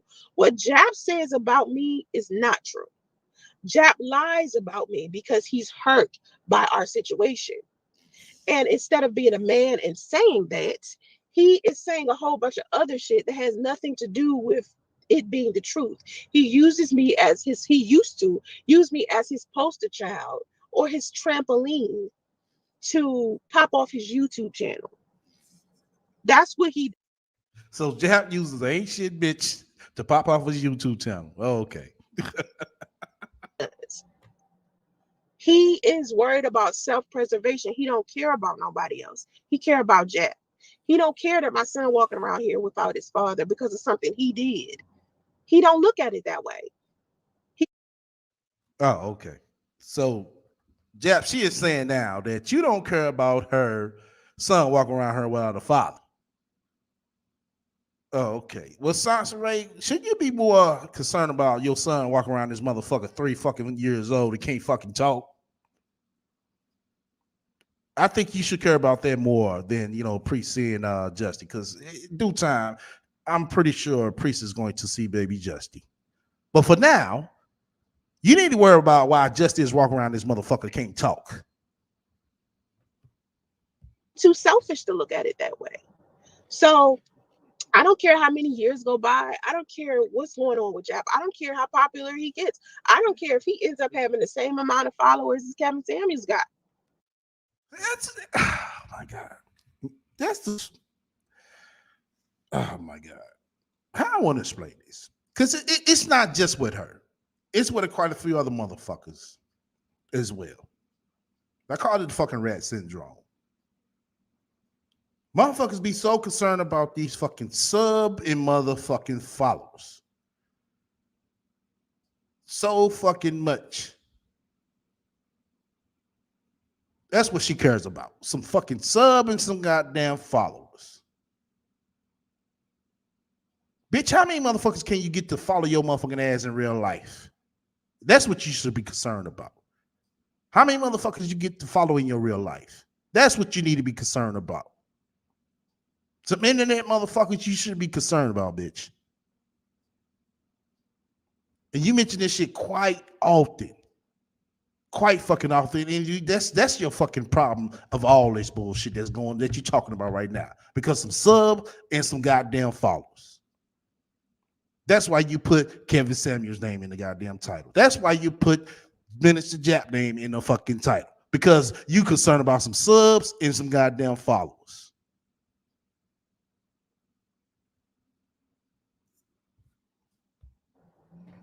Makes no difference to me. He will always be low energy to me.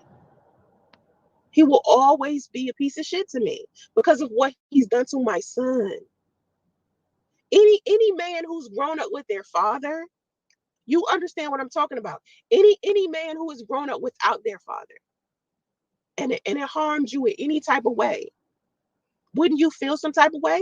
Too, if you had your own kids and another person affected the way that they're No, bitch. You should feel some motherfucking type of way with Justy going around with that motherfucking dusty ass hair.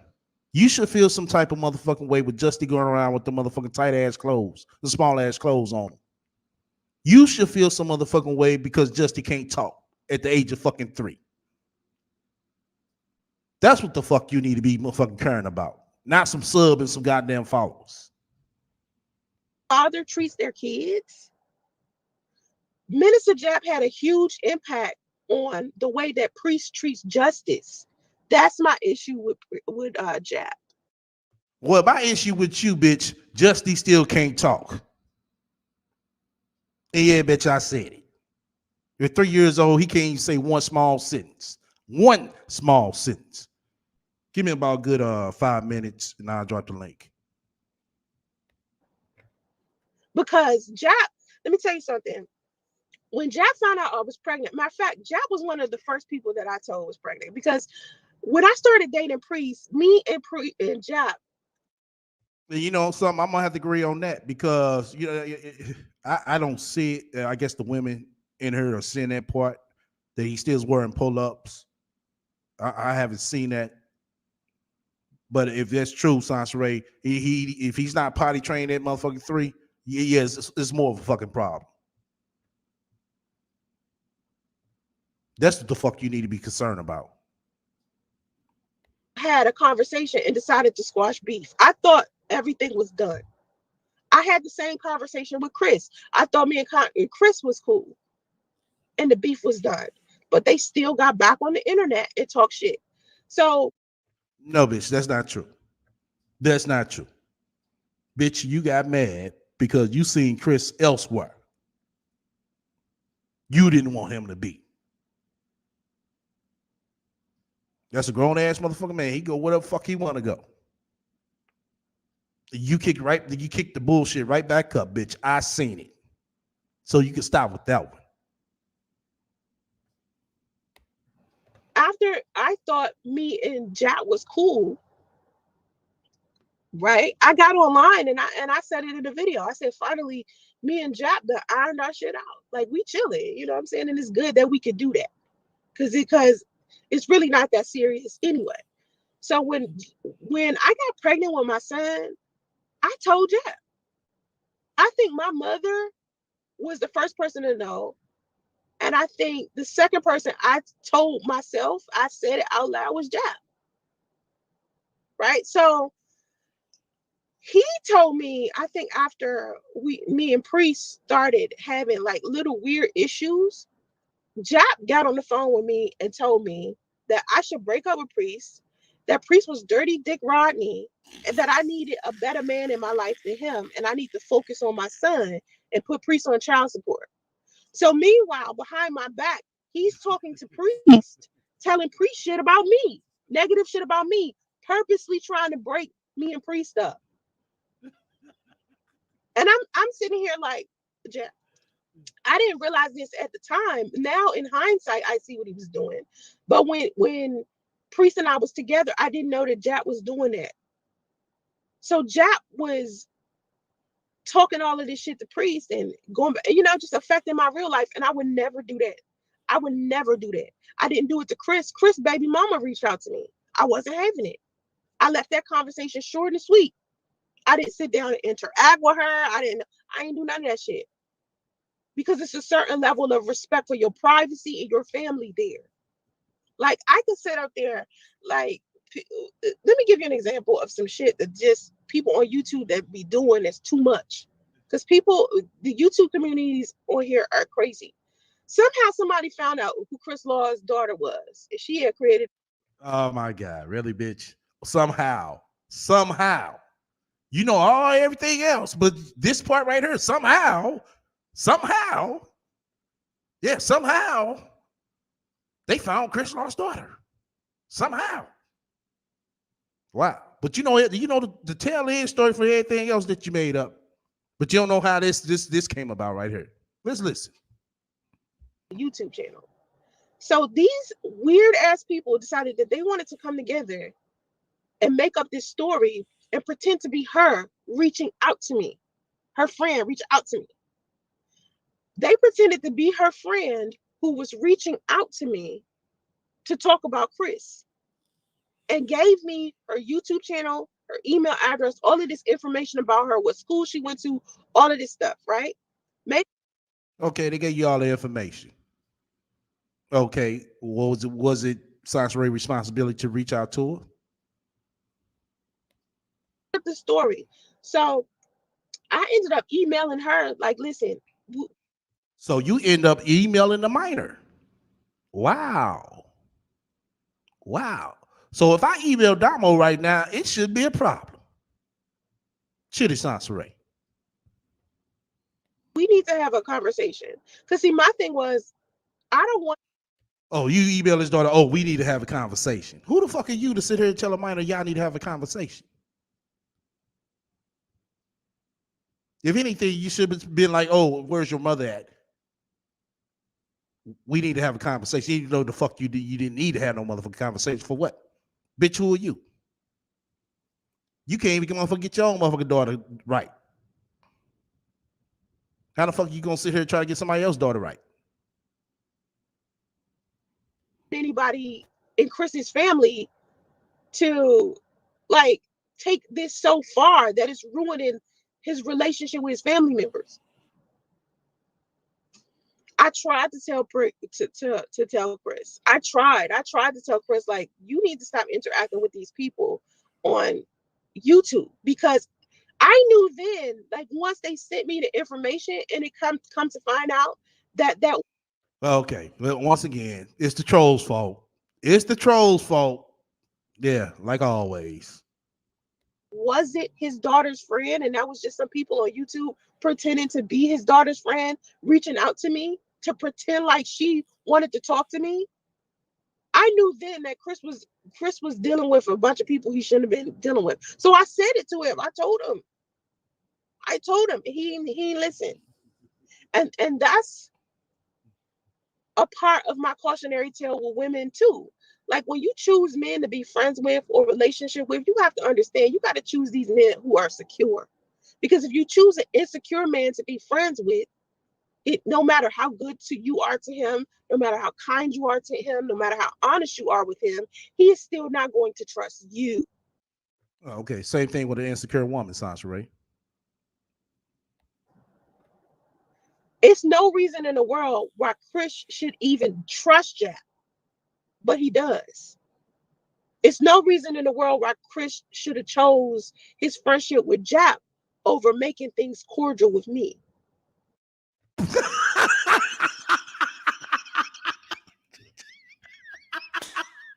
Oh shit! Who is this bitch to tell who needs to be cool with who? Who is this bitch?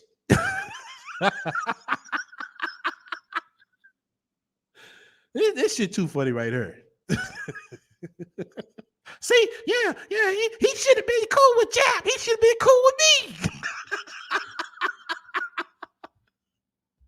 I'm the one who kept a shit ton of his secrets. I'm the one who he met first. I'm the one who he was cool with. I'm the one he slept with. So that should make you valid on all motherfucking angles for you to be cool and trustworthy and all the fucking above. Really, bitch? Yet, at the end of the day, no matter how cool I was, no matter how nice I was, no matter how chill I was, he still chose to build a friendship with someone who purposely used him as a tool to try to hurt me. And that doesn't make any sense. No person should do that. Like, when you meet somebody and they're using you as a tool to hurt someone else, don't stay friends with them. That's a toxic friendship. Don't be cordial with them. Don't invite them to your city, your house, your place of employment, your work. No person should do that. And as a woman, I feel like I should have made a better choice when I want to. And even if, polyamory is not a bad thing, there's people out there who are happy in polyamorous relationships. I just wish I would have chose a better dude to have a polyamorous relationship with, because it shouldn't have been Chris. Okay, hold up. Let's get this motherfucking timeline right. So Chris first started off being an ex out of her mouth. Then Chris came on, stated his claim. Oh, he was just, what I'm saying, somebody she knew. Then he turned into what the fuck happened after that, y'all? He turned into a swing partner. Then he turned into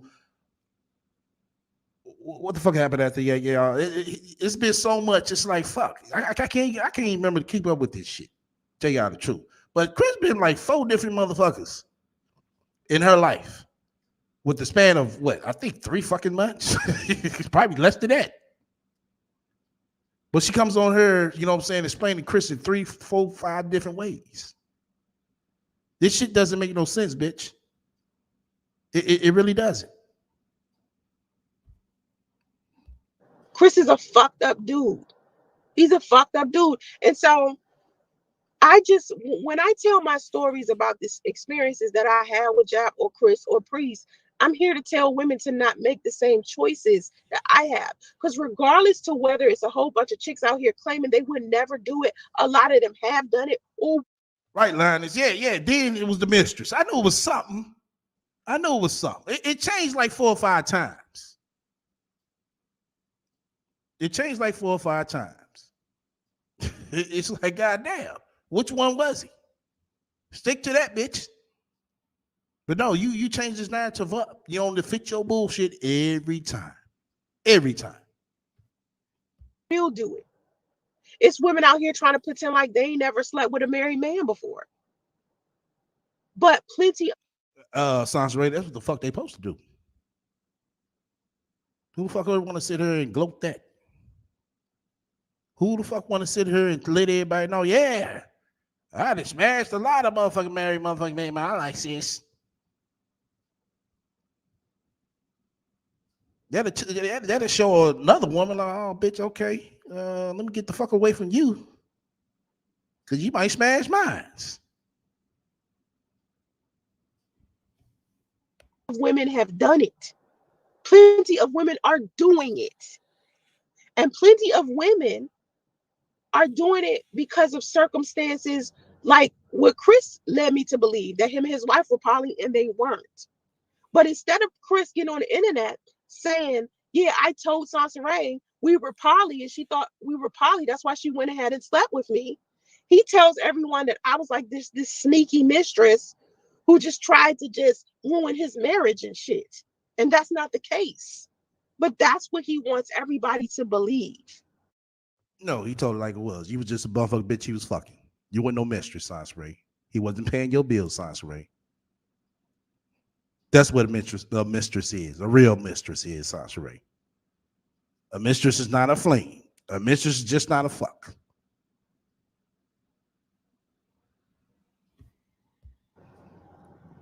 Okay. And it's the same thing with Jap. Jap tries to make it seem like he's some type of victim, like I did something to him, and I didn't. So, defending myself against them came to a boiling point last year during the pandemic. And Uh, Last year during the pandemic. Wow. Uh, well, I thought you were off the grid, Sansaray. I thought you would, you didn't know what was going on the internet. You went into a hiatus for him. So how did this, become a thing during the pandemic last year? during the pandemic, a rumor that started long before the pandemic came up again. Okay. Someone again was going around telling people I committed suicide. Okay. I wrote about this in my book. In 2015, 16, one of those years, a rumor started that I was committing, or I had committed suicide, or I was thinking about committing suicide. Right now, I am honest about the time period where I was considering committing suicide. I did consider it because what was happening was I was being severely stalked and harassed by Tommy Sotomayor's audience. And Tommy But before you said that was a lie, we know it wasn't a lie because we got the goddamn video, bitch. You holding a fucking gun in your goddamn hand.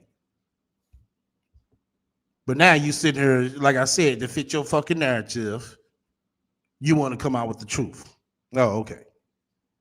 Sotomayor's audience kept telling me to kill myself. So around that time, being as though I was being told that all day, every day by people, it was hard to continue to be on YouTube, do YouTube videos, and look at my comment sections and emails and text messages me telling people telling me to kill myself every day. So I thought about it. I did. The stuff that they were saying was hurtful. They was, basically talking about the color of my skin, my weight, my hair, everything, anything. They could pull me down in any type of way. And during that time, I did not understand how to decipher, the difference between people who are miserable with their own life versus people, that really mean to tell me to kill myself. Because it's really not, no real person would, who is mentally stable is going to tell another person to kill themselves. They're just not. So I thought about it, and that was like in like 2015, 2016. And so this rumor was going Mars, make sure y'all grab that link for people going to come up and state their claim on this bitch. around that I had a gun in a video, right? And once that rumor passed, I thought it was gone. No, that's not a fucking rumor, bitch. That's an actual factual. What the fuck are you talking about? We seen you with the motherfucking gun in your fucking hand. That's not no Photoshop video. That's you talking, displaying Andre gun. That's why you had the motherfucker get somewhere. That's why you had the motherfucker move out the first time.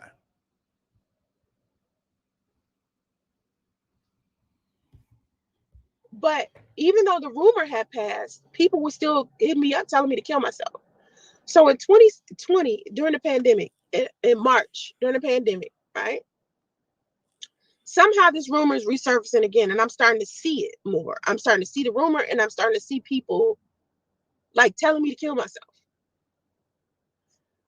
At the same time, right? Because, and this goes back to, this is another perfect storm, right? It's a perfect storm. At the same time, I just did an interview with this guy named Suge. And Suge and I was talking about Chris in the interview. Now, I don't do a lot of interviews. Most people know that I'm not an interviewee type of person. I don't let people interview me because the couple of times. But you want him to interview you. That's why. I let people interview me, like Nicole Michelle. I let Nicole Michelle interview me on her channel. Okay. And she basically stabbed me in my fucking back. She stabbed you in your back? Bitch, she helped you more than anything. The fuck you mean she stabbed you in your back? She helped you out more than anything.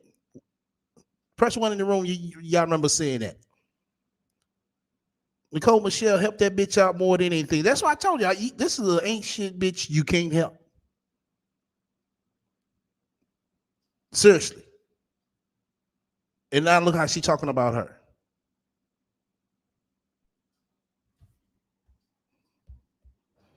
Because as I was doing the interview, for some reason, she decided to let people come on to the live stream interview without my permission.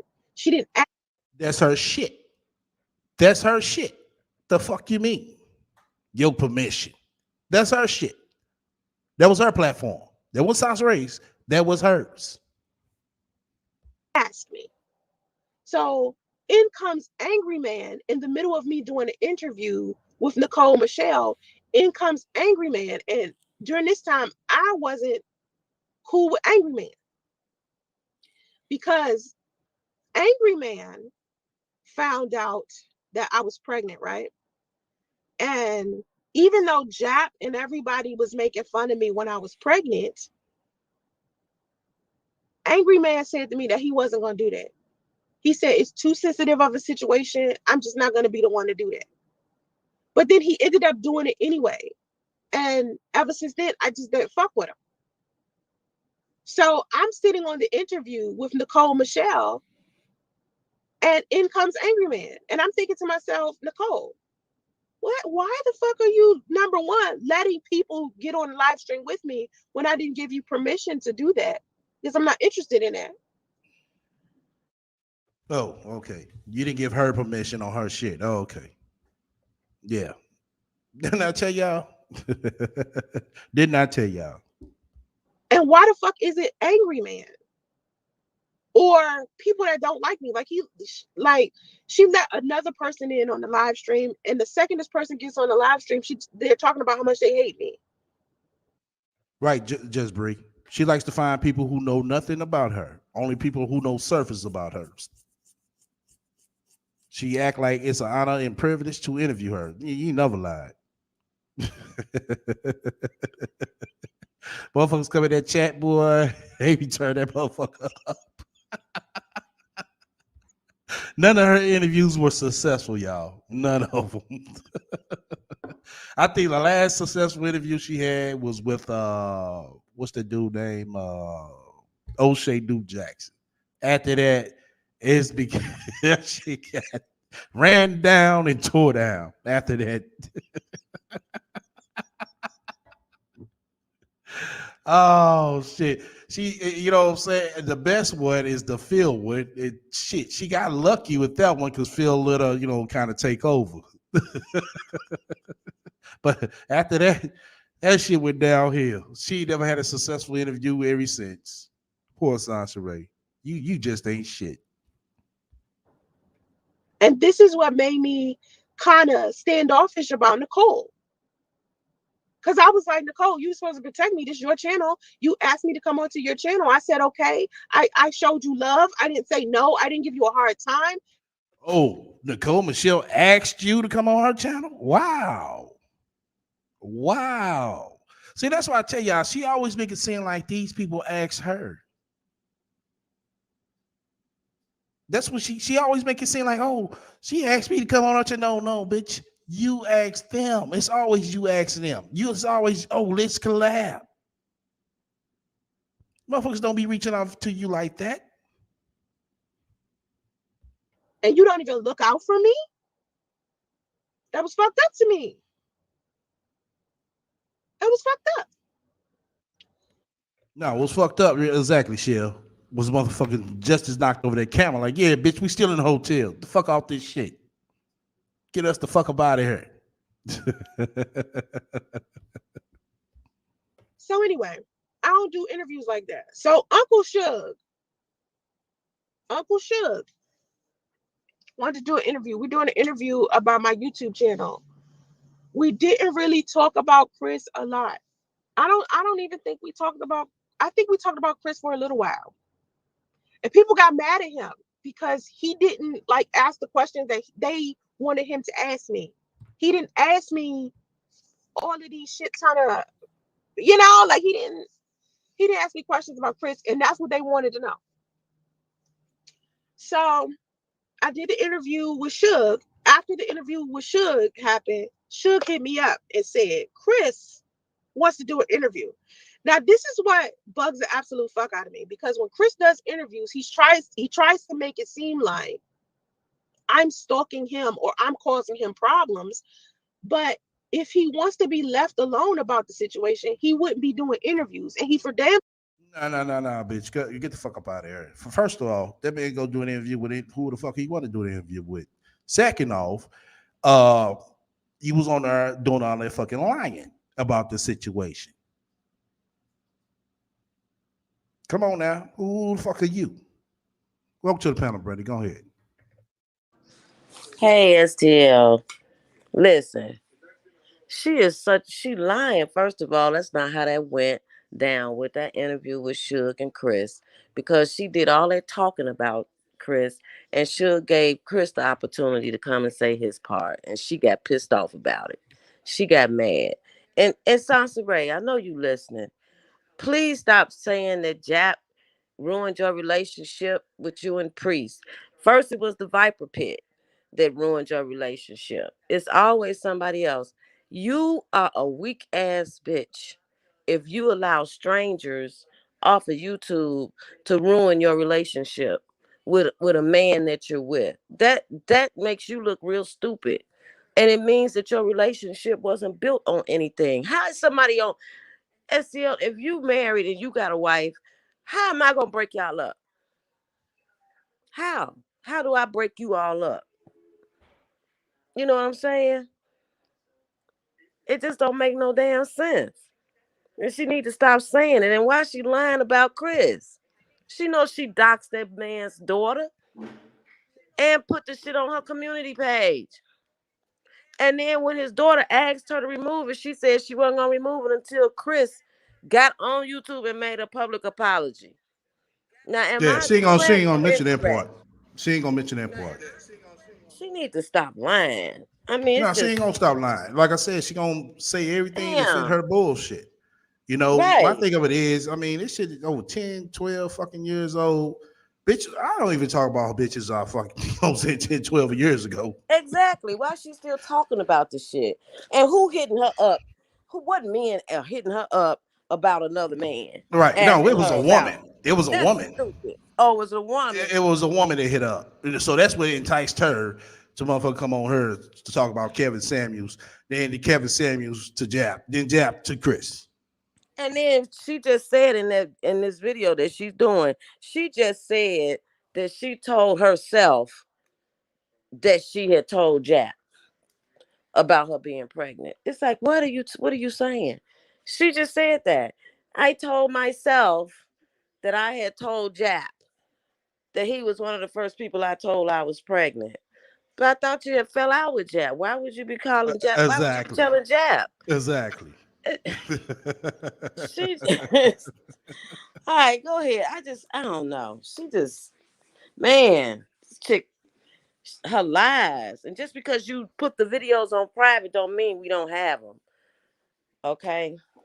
Well, All of like the I shit. said, longs for her in her mind, long she can spew out her bullshit, she's fine with it. The way she want it. Cause like I said, every time she remixes it up to fit her. And she needs to move back to Atlanta because that's where she wants to be. Because she can't stop talking about it. It's always about Atlanta, Priest, Right. Chris, Jap. Exactly. And It's like, well, she ain't gonna move back to Atlanta. We already know that because she she need she to. was nah. She do that shit. Mother's gonna run down on her ass real fucking quick. Being up in Northern California, she is very semi lucky. Very semi Yeah, lucky.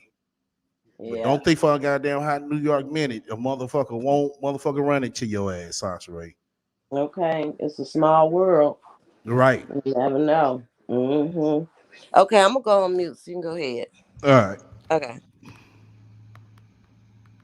Hold on, y'all. All right. I'm sure wouldn't be reaching out to someone who didn't reach out to him about a goddamn interview.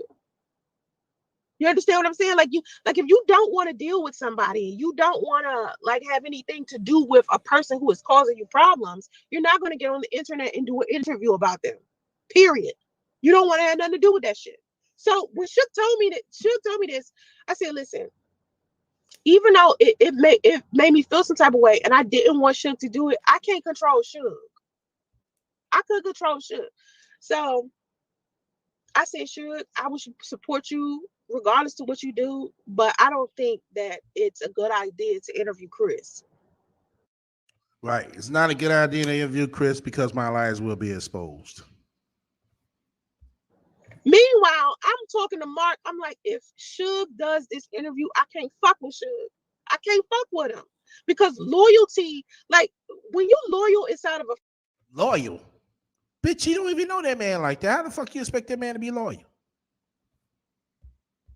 friendship, right? Or you real cool with somebody. If they decide to interact with your enemy or somebody that's causing your life's problems, you don't need to fuck with them. Okay, just I'm just letting you know now.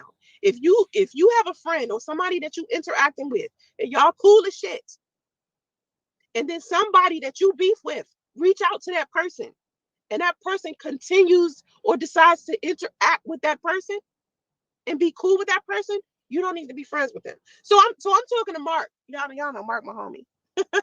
Mark been my best friend for 10 plus years. I'm talking to Mark. I said, if should take do this damn interview with Chris, it should gonna make me mad. I already got enough going on. it's too much going on in my personal life.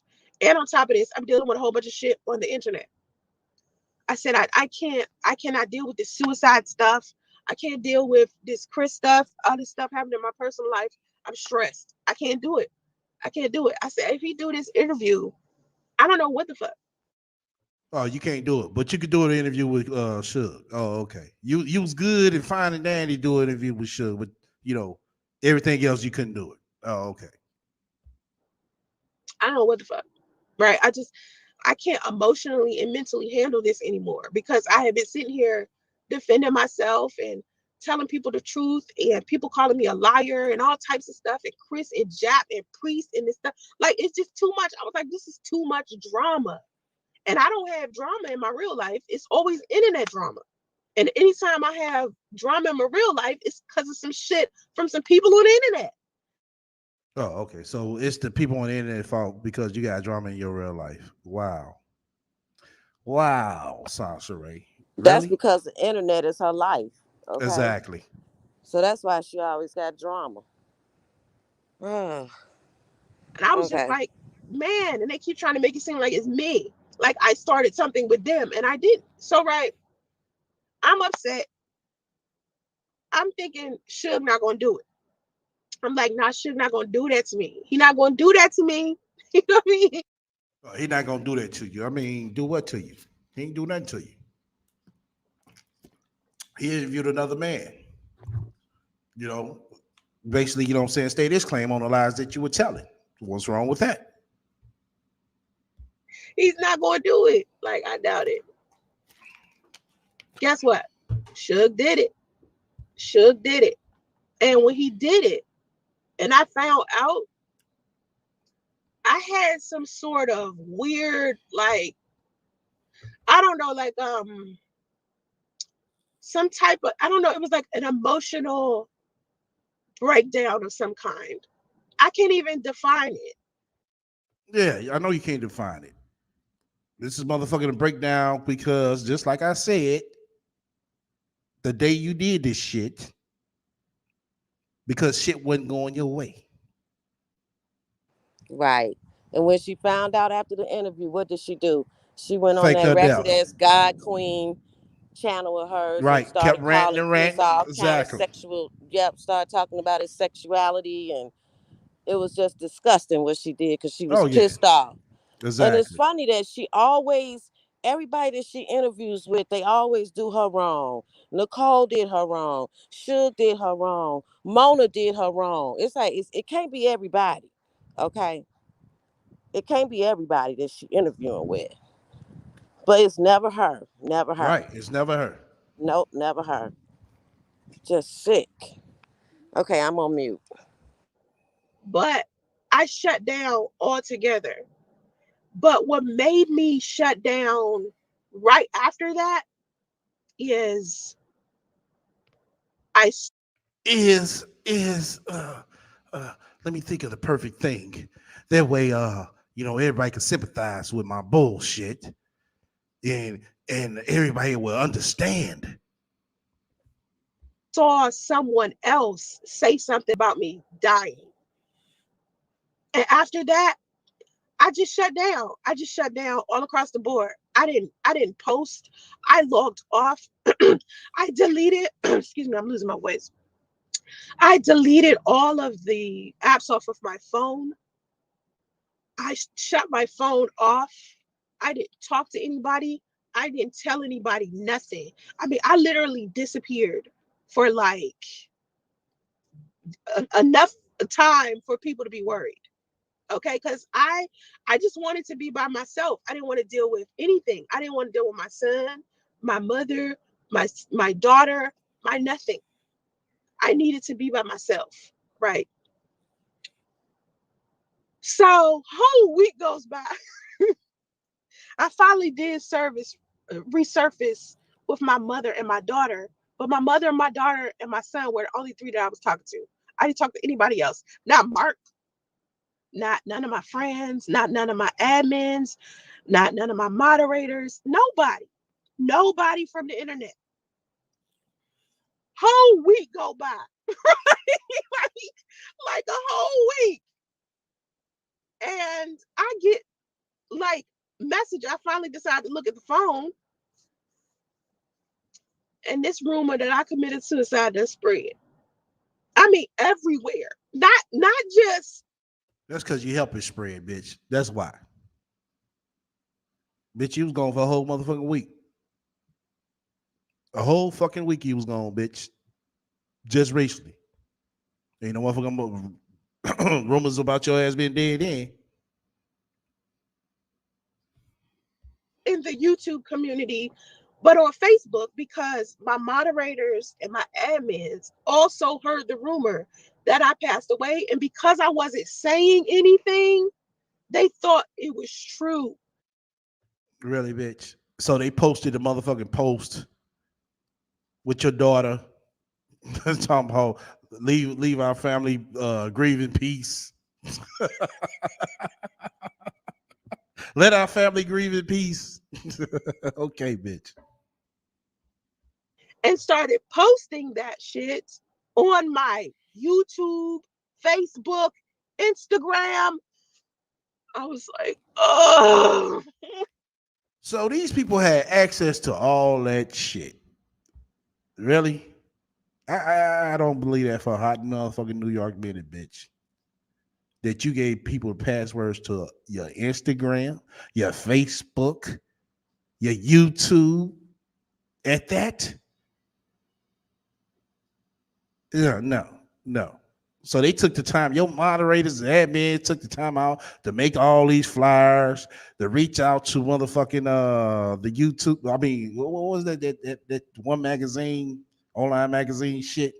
No, bitch, that was you. I took 5 months off. I just didn't talk to anybody. I just didn't say nothing. I didn't say nothing for 5 months. I just couldn't. Like, I was so done. I was so done with Jap. I was so done with Chris. I was done with Priest. I was done. Well, if you so done, why the fuck you even bring their goddamn names back up? Why even talk about them? If you so done, like you was so sick in the hotel. Sedonia. I was done with everything that had to do with the internet. I had no intention whatsoever to make any more videos, to do nothing. But you making a video now? You made a book as well. But you so done. You so done. Oh, okay. I want to have nothing to do with the internet. You hear me? So whatever was happening on the internet around that time, I had no clue. Like, whatever people were saying, videos they was making, I didn't know because I was not present. I did not care. Meanwhile, my admins and moderators are trying to keep my YouTube and shit up because they don't know what to do with it because I'm not saying shit. I'm not telling them what to do. And then finally, my daughter, I think my daughter posted something on my Facebook, just telling everybody, just mind their business. And I appreciate those that love my mother. I think she. No. She didn't say that, bitch. She said that her mother was loved. Loved.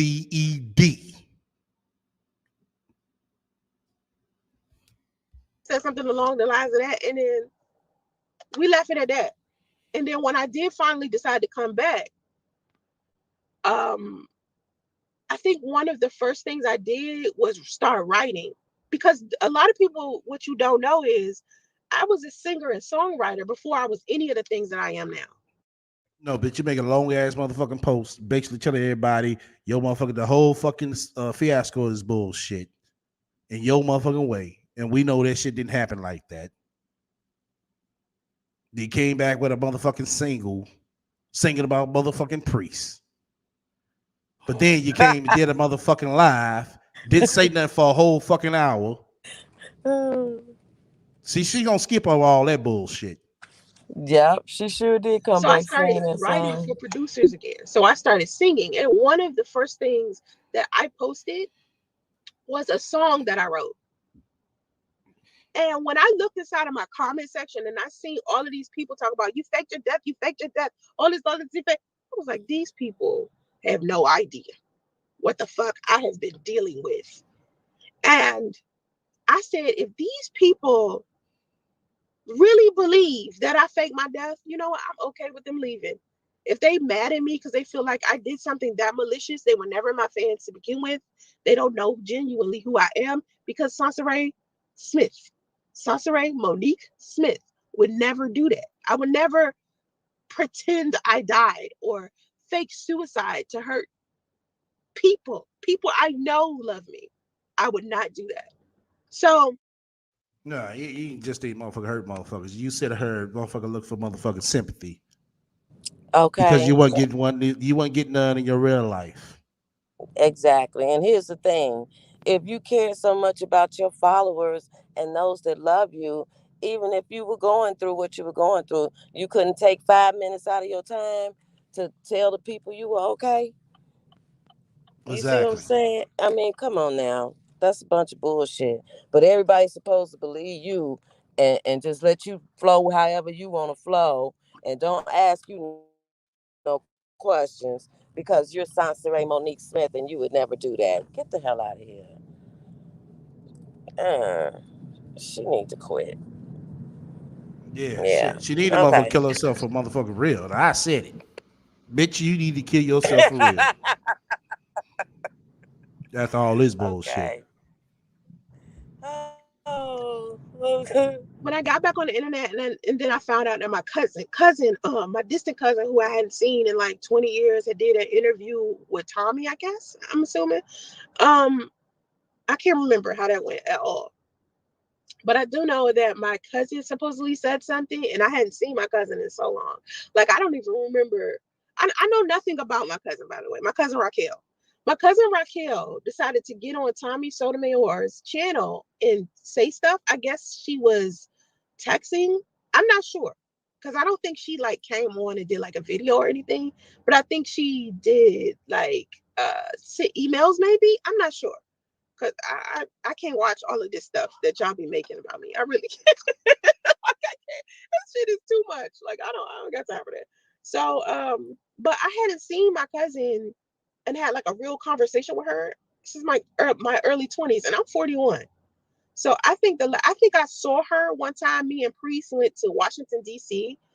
to go to my other cousin's like graduation party, and I saw my cousin there and I said hello, but that's it. We didn't really talk. So I don't know a lot about my cousin. You know what I mean? Like I don't know where she live. I don't know her kids. I don't know who she dating. I don't know nothing, right? So for her to get on social media and try to make it seem like she knew me or she knew where I stood with my life was weird to me. Nah, she got on social media and said, "Bitch, you're not dead." That's what the fuck she said. I couldn't understand that shit. But anyway, so the residue from all of that I just named is still coming into my Instagram. Like people are still leaving me Instagram messages and talking to me about Jap and talking to me about Priest and Sedonia and saying all types of stuff. And I just be like, yeah, I really do not care about that. Like I'm trying to move on with my life. All right. Like I'm so happy with my life. I live in California. My son is taken care of. I'm about getting You so happy with your life, you live in California. Bitch, you lived in California when this motherfucking death shit came about. So what the fuck has changed? money. I'm about helping people. You know, I'm not for all of the gossip and all the drama that I was associated with when I mistakenly reached out to Minister Jab to do a collaboration. Because that's where all of this started from. Like, I've always been like stalked and harassed by Tommy Sotomayor's audience. Let me stop calling him that. Tommy Sotomayor. I need to start calling him by his real name because he's always hated that I called him something else. But Tommy Sotomayor's audience was attacking me for a long time, you know? And that's the most amount of drama I've experienced in my life. But then when I reached out to Jap and wanted to do a collaboration just professionally, and then we had like this kind of little personal thing that we were doing, me rejecting him, it kind of just it was a domino effect. And I wish I didn't reach out to him. Only because when I did finally meet Priest and I ended up pregnant, with my son will have his father. Now I'm not putting all of the responsibility on Jap because Priest is his own man. Priest could have easily been like, no, fuck what you saying. I see how good she treats me.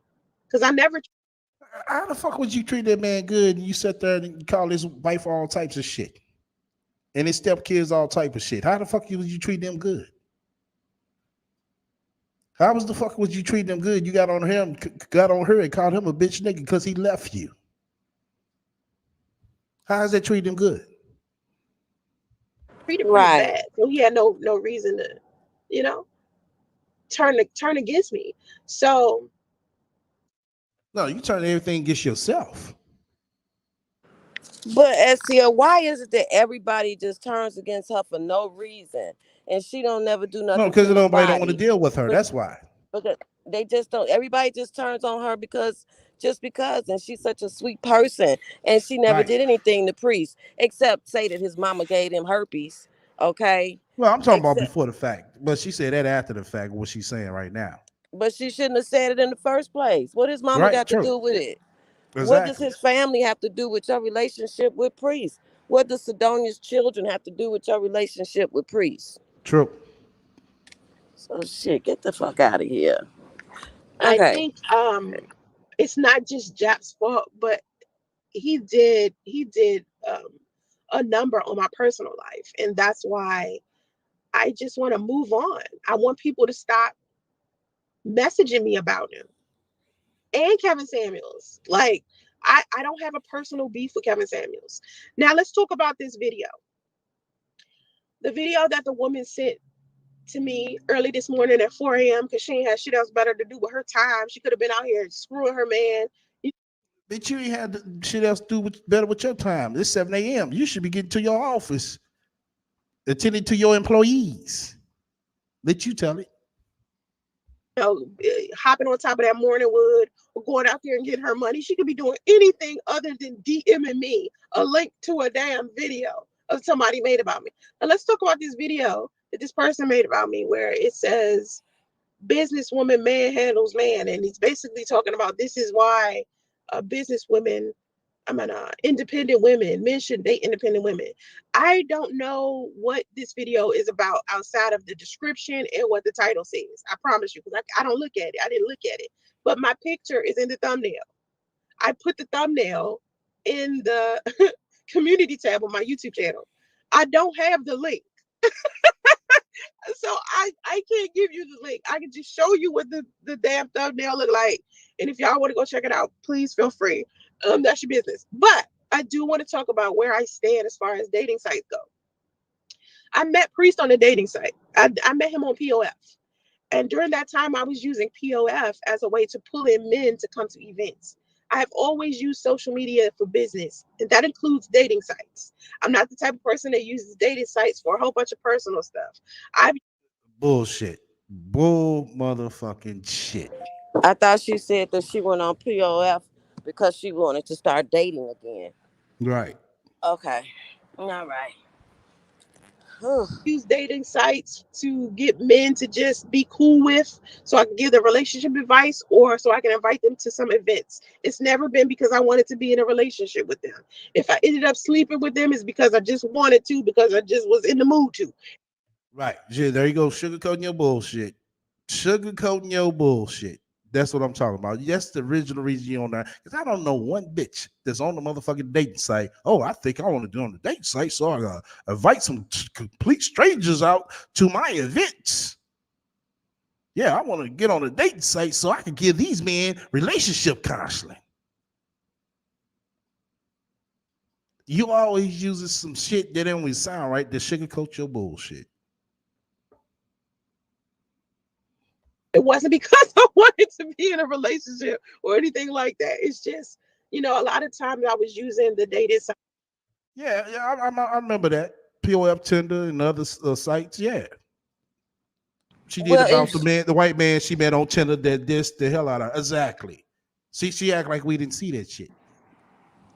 well, the thing is, if she only used these dating sites for business reasons, then why did she get in a relationship with Priest? She didn't have Right. to. She Exactly. didn't have to. Exactly. But like I said, Stop she's gonna say lying. that She to lied sugarcoat so her bullshit. much. Yeah. She's using that to Yeah, well, she ain't sugarcoat her bullshit because sugarcoating that's what it she was on there good. for. That's just the reason why she Exactly. was on there for, because she doesn't know how to mingle in real life. That's why she Right. depends on the internet for all her sources of income, For everything. for Yep. everything. To meet a Mm-hmm. man, all that Yep. shit. She And can't isn't do it this shit funny? in real. Go ahead. I'm sorry. Yeah, she can't do Hmm. this shit in real life. I've been telling y'all that. She can't do Yeah. shit in real life. Go ahead. And everything is 10 years with her. She knew Mark 10 years. Everybody is 10 years. I knew this person 10 years. We were friends for 10 years before we started dating.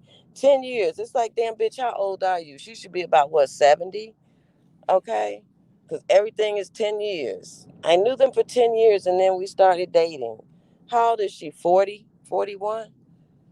Right. So when she started doing all this, when she was 10?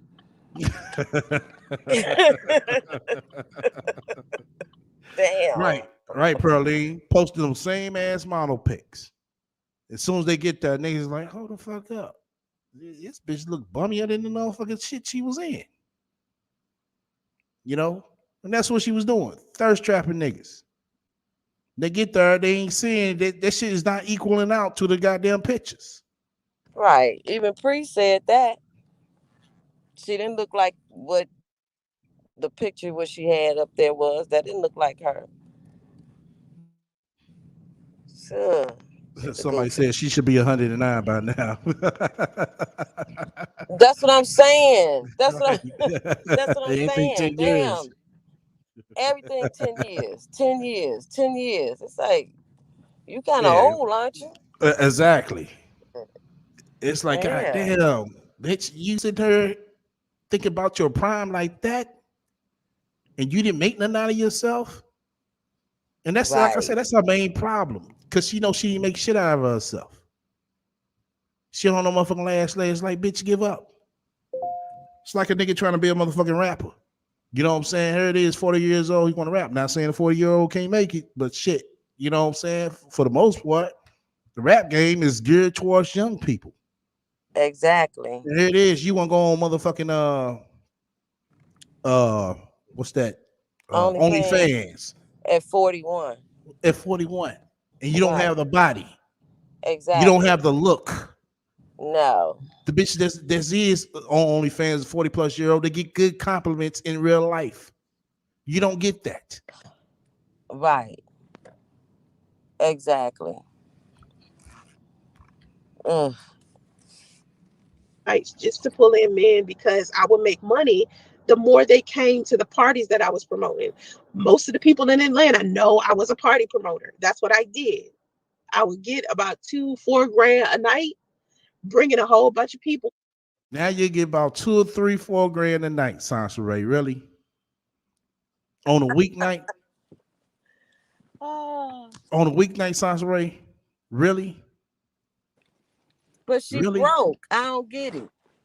Exactly. You come on her asking for block dimes, you know what I'm saying, to help donate to block dimes. Come on, but you're making 3, 4 grand a night. Come on now. That's just 12K a month. Yes, a promoter can't make 12 grand a month, but you're gonna have to put out a nice crowd to pull 3 to 4 grand a night.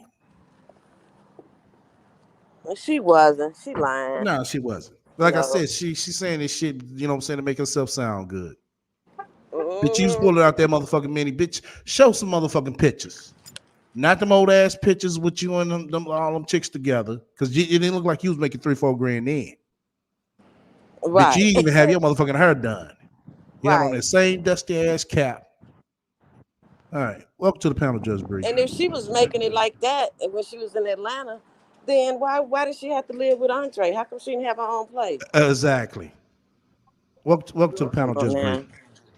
Hi, Hey, hi Jesse Bree. everybody. Hi, Brand Hey. Brand. Hey, Can you babe. hear How me are you? okay? I'm good. I got Good. another new cheap earpiece, so can you hear me okay? Yeah, you fine. Okay. It's I kind of was it's kind just of you got on speaker or something? yeah, hang on. Yeah, take it off speaker. Because Okay. the echo on your end. Okay. How's that? Is that better? Yeah, way better. Go ahead. Okay, good.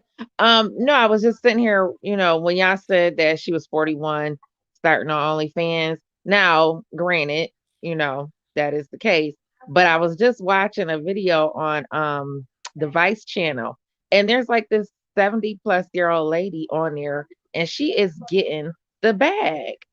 It's just Sansaray does not have what it takes.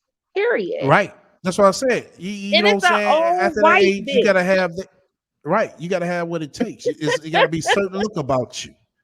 It's not no Right. certain look about this bitch. The bitch can't. She's not a good performer. So shit. But I'm telling you, this old white broad, if you go on Vice News or the Vice channel, sorry, I don't mean to plug other channels, but yeah, the Vice channel, she make like 20,000 a month or some shit like that. I mean, it's Like possible, she in but the top 1%. yeah, but let me ask you this: don't she have some type of certain look to her? She might look like Marilyn Monroe or Well, something. she an old wrinkly white lady. Old I'm wrinkly white telling you. lady. I Yeah. mean, it's some type of perfection she has. That's what I'm trying to say. But the thing is, for one thing, it's probably a fetish. You know what I'm Yeah, saying? true. But she puts the energy and effort into it, and Okay. she's probably her personality. I Yeah. mean, still, you can be that old and Yeah, wrinkly. I say that. I say that. I mean, I say I'm for the just ones that is saying. over 40 that's doing it, it's they have some type of look about them. It's something Right. about them that attracts. You know what Well, I'm yeah, saying? and she's good at marketing herself. That too. Sasha Ray is supposed to be this, you know, She's supposed to have a um, marketing degree. She said. yeah, but you still, I don't know if I can say anything else. I mean, if you want, I'll wait. No, go ahead. For and the one thing I really wanted to say was this whole Kevin Samuels thing. Now, you know, I enjoy his channel or whatever for mostly for entertainment purposes. Like everything he says is not law. I don't agree with everything he says, but the women that call in sometimes, you know, some of those stories, have me like my mouth is like wide open, like what the hell? And the fact of the matter is, she's such a hater and jealous because she's been on here for God knows how long, and or 10 plus years, and at the end of the day, hate him or love him, he provides content. He's got he's built his platform up to a certain level, whatever, he getting that Right. bag. Yeah. She can't do all of that. She don't have what it takes. There you go. She doesn't have what it So takes. See, she's not recognized. She's in her. Oh, I don't see why they listen to a man in a suit. But if you know what I'm saying, it's like a catch-22 when you listen to some of these women. Not all of them, but some of these women when they try to pick apart about what I'm saying, how he look, some of the things he's saying. Like I said, I'm with you on this. You know what I'm saying, for us, some of the stuff I don't agree with, but for the most part, I mean, he be telling like it is. He be telling the truth. but You he know. provides the content. He Right. allows people to call in. Come Yes, exactly. he does, vet his And they cause. cam the fuck up. They don't be in Yeah. their cars. They be in their house most of the time, Sansa Ray. And I mean, he vets his cause, granted, he don't let just anybody come through, but he knows how to sift through the bullshit. There you go. She Exactly. gon' if somebody bring the shit to her, she running Exactly. automatically. She running automatically. Yeah. See, she want to be like a lovely T. She doesn't Right. have that lovely T spirit. Lovely And I mean, T even look at know Lovely how. T, Tasha K, all of them, just like okay, this is the last thing I want to say. I'm gonna mute. Just real quick. The bottom line is you, Sansa Ray, are still ripping and running the streets trying to make your bread, get your bag, while everybody else just on here chilling, doing their commentary, getting them Right. cash apps. Exactly. and providing the content while she has to do all this extra shit. Yeah. She's so busy. You know what I'm saying? And it just don't make sense. But I'm a back away for a minute. Okay. Thanks Well, for yeah, having me. yeah. Well, like I said, she just pointed out a good fact. She doesn't do that, and that's what she's missing. And it's like she doesn't get it. She sit here and tax the messenger instead of looking at the message, listening to the message all the time. Like everybody know, I don't agree with that motherfucking whole ass nigga Tommy, but some of the shit he says it's true. You can't dispute that. If it's true, it's true. All right, let's go ahead. Get to we got about like 20 minutes left. Into a club or bringing a whole bunch of models into a club. Okay, that's what I do. I do marketing and promotions. All right, that's what I was doing in Atlanta. So that's what I'm known for. So that's what I was using POF for. I met Priest on that site. I met my son's father on my site. I invited him to Theory Lounge. Okay, Theory Lounge is in Gwinnett. That's why I reached out to Priest. It wasn't because he wanted to, I don't know. It wasn't romantic initially. You say, "Oh, I don't know. I don't know." If that man didn't want to come to the lounge, well, why would you even go as far as going out on a date with him? But you don't know. You don't know. When he and I was first talking, it had nothing to do with being in a relationship. I didn't want to be in a relationship. He didn't want to be in a relationship. Oh, okay. Well, if he didn't want to be in a relationship, why the fuck was he on his site then? He was already Looking in to a flow? relationship. He was married. Okay, get the fuck out of here. He was separated, but he was married. Yeah. Yeah, but So if he he was didn't in want a to be in a relationship, relationship. well, why was he on the site? He was looking to shit Exactly. something. He was looking for somebody to play with. That's just not what was happening there. Okay. Um, we just ended up being so cool and wanting to hang out. A relationship just happened naturally. No one was forced. I didn't force Priest into a relationship. He didn't force me into a relationship. We just so happened to. You didn't force him into a relationship, but you're gonna sit here and tell that man, "Oh, if you're not serious about me, don't come on the trip." After 30 days of knowing him, Right. Yep. She that's was not forcing nobody into a relationship, Sansari. okay. And then your wife has to change her name. She can't go by your last name anymore. Well, that was after the fact, but yeah. Please. Yeah. Get into one. And Sidonia always knew who I was from the beginning. I didn't know who she was specifically or in detail for a couple of weeks in. I didn't know. Um, he did tell me that he was married to her and separated, but he didn't tell me anything about her specifically. I didn't know anything about her. She knew my name. She knew what I looked like. She knew everything about me because he was very vocal to her about it. She was dating somebody else. Okay. For me, right? I didn't find out the details about Sidonia until after me and Priest was well in our relationship. I didn't end up talking to Sidonia until Priest and I was well in our relationship. And then she was telling me that I had nothing to worry about, that them two was over. Okay. So when them two decided to get on the internet and team together against me, that was blindsiding me because they led me to believe that they were broken up and that they were, had no intention on being together or anything like that. Okay. So Priest and I had a full blown relationship. I was not his side chick. I was not, somebody that was his mistress and he was like sleeping with his wife and I knew of it. Or like, as far as I knew, I was dropping him off at work and picking him up from work. I was around him 24/7. So I don't Yeah, dropping him out, picking him up in his shit. Oh, okay. remember him ever having the time to cheat on me until towards the end of our relationship when he started talking to me about Jap and shit. Then he started like disappearing for hours at a time and I didn't know where he was. Oh, hours at a time, but not days. Oh, okay. He could have started sleeping with her then, but in the beginning of our relationship, I was around him so much. I don't think he had time to start sleeping with her. Okay, so if anything, Sidonia was his side chick. But of course, people think because See that shot she just threw. Oh, if anything, Sidonia was a side chick. No, she was his wife. Exactly.